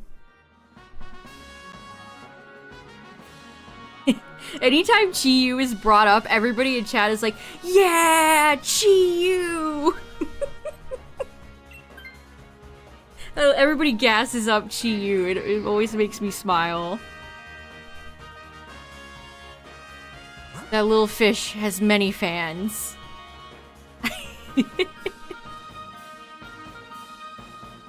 I mean, its shiny is very cool. That cannot be denied.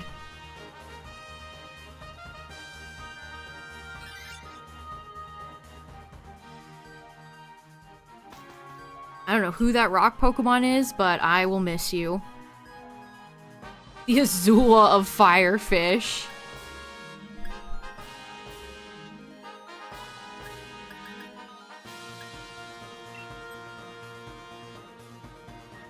Yeah, I mean, I agree. I like Chi-Yu too.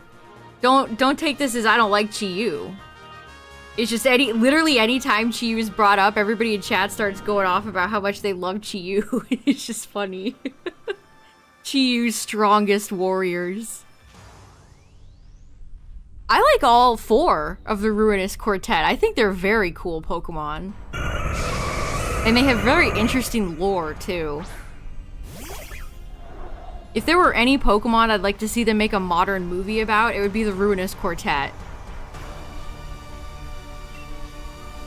Well, uh-oh, I can't do much here. Yeah, they're shiny locked. Yep.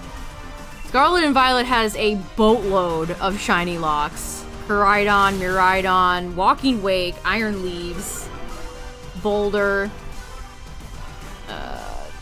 Basically all the DLC paradoxes. Terapagos. And we carried some shiny locks over from this game, so you can't get Urshifu yet. You can't get Calyrex. You can't get the horses. Yeah, I don't know why we went Magneton. This is not good. This is actually very bad.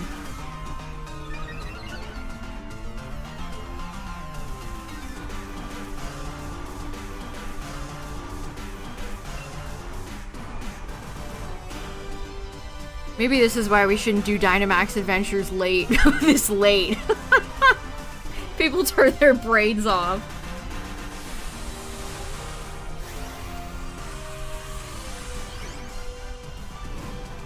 Who else is shiny locked? Still can't shiny hunt Zarude. Can't get Pecharunt.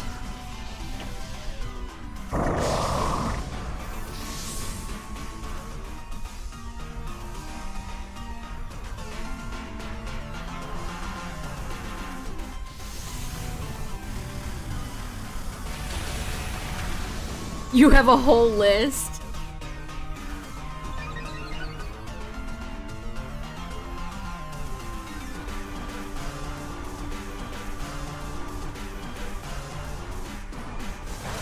Go, Emolga.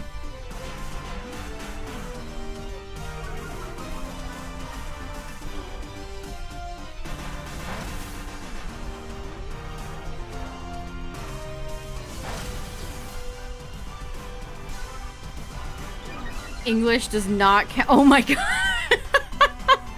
Look at that. Look at that giant paragraph of names. Mew, Jirachi, Victini, Keldeo, Meloetta, Genesect, Hoopa. You make a Poke Rap of just all the shiny locked Pokemon. Oh, that's right! The Loyal 3. I forgot about Okidogi, Dory, and Fizzandippity. Oh, maybe Okidogi is gonna be my first, Whenever that's free, I'm shiny hunting that day one. We gotta get the offensive gradient shiny.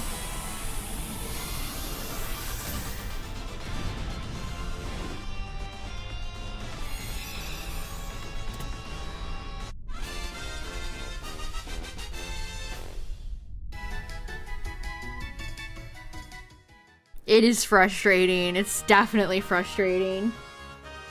Alright, well somebody take this. We went through the effort. Somebody take this. Okay. He's orange.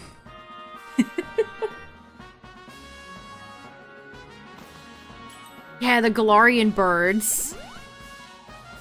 I don't count Pogo.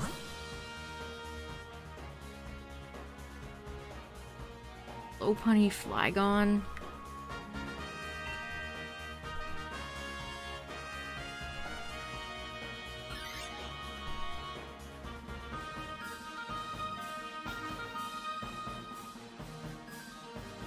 When are they gonna free Hoopa or Volcanion? There has been no leaks or anything about any of them.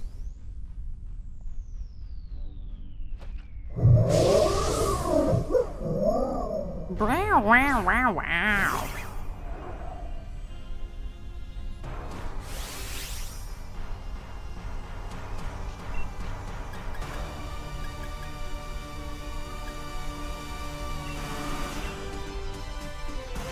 When can we shiny hunt golden Hoopa? Hoopla. Hoopla.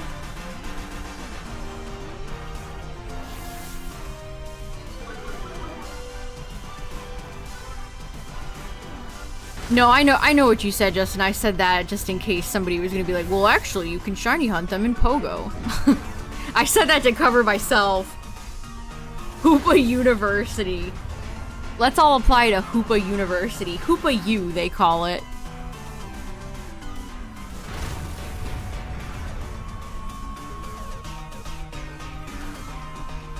Look at Emolga's little flying squirrel wings flapping in the wind.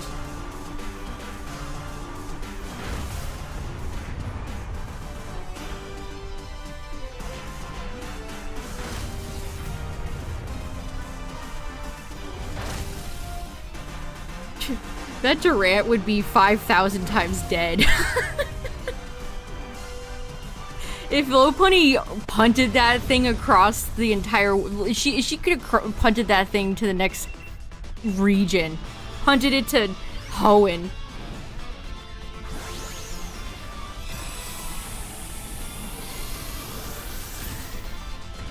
I would love a Pokemon move that's just like kicking a field goal.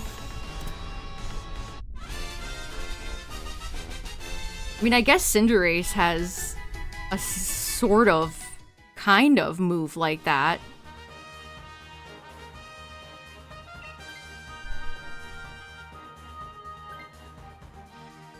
Pocket Monsters University. Yeah, Pyro Ball.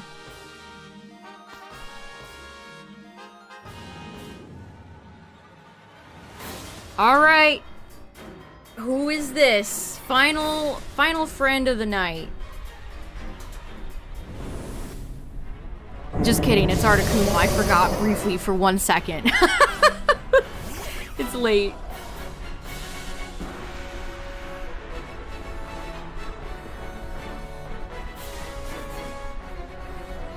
That's such a shame. Hoopa Unbound is really cool.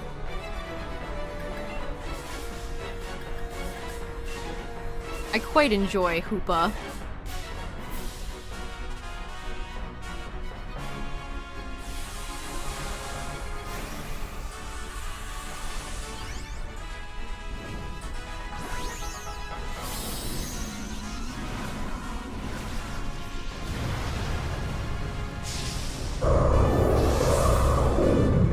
Can Pyro Ball be learned by anybody else besides Cinderace?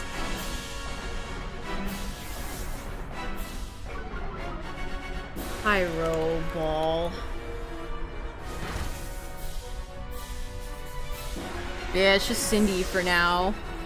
Watch them introduce another, like, kicking fire Pokemon, and it's like, well, you get Pyro Ball too. You too can kick a rock into a flaming fireball.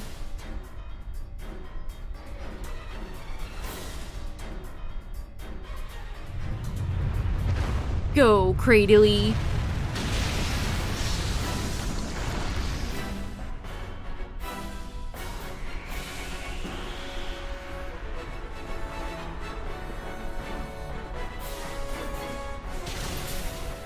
Oh wow, that obliterated me. Yeah, you know, Blaziken actually would make sense, Midnight. Blaziken would make sense to get Pyro Ball. One might say the original kicking fire starter.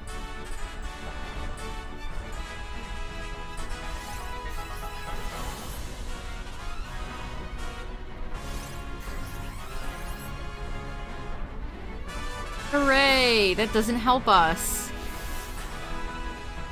Why do we always roll Reflect against special users and we roll Light Screen against physical ones? Why does that always happen? Either way, GG. Okay, chat, the last run didn't end in complete disaster. We're good. We're good. Pretends to get hurt to foul the opponent. That would have actually been really funny.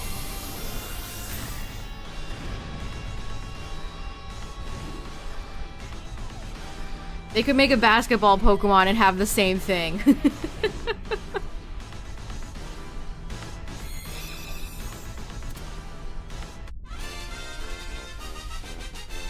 Alright. Last run Shiny Magic? Nope. Not this one. Kuno. I got Moltres and Zapdos years ago at this point. Literally years ago. Well, chat, the last run didn't end in complete disaster, so... No, there's no disaster at all, I dare say. Yeah, thanks for raiding with me tonight, everybody. I appreciate it. No shinies, but... Honestly, besides a few runs, I feel like everything was, we did great. We beat Steela. Kyogre got beat. I mean, I lost the opening run to Zygarde, but it's Zygarde, so... But, yeah, some really good runs. And I think, somebody in chat got a shiny, so... Yeah, thanks for hanging out tonight, everybody. I appreciate it. Thanks for the follow. Shout out to the YouTube viewers, the VOD watchers. We'll be back this weekend for a Dynamax stream and then probably a Masuda stream. Oh, you watched the reaction to the Virizion? I'm gonna put up the Cobalion video soon, and then I'm gonna do Virizion, and then I'm gonna do a big video with all three. So I'm plotting YouTube content soon. But, yeah, thanks for hanging out, everybody. I'll see you guys this weekend for some more shiny hunting fun. Good night, everybody. Have a good rest of your day / night. Bye.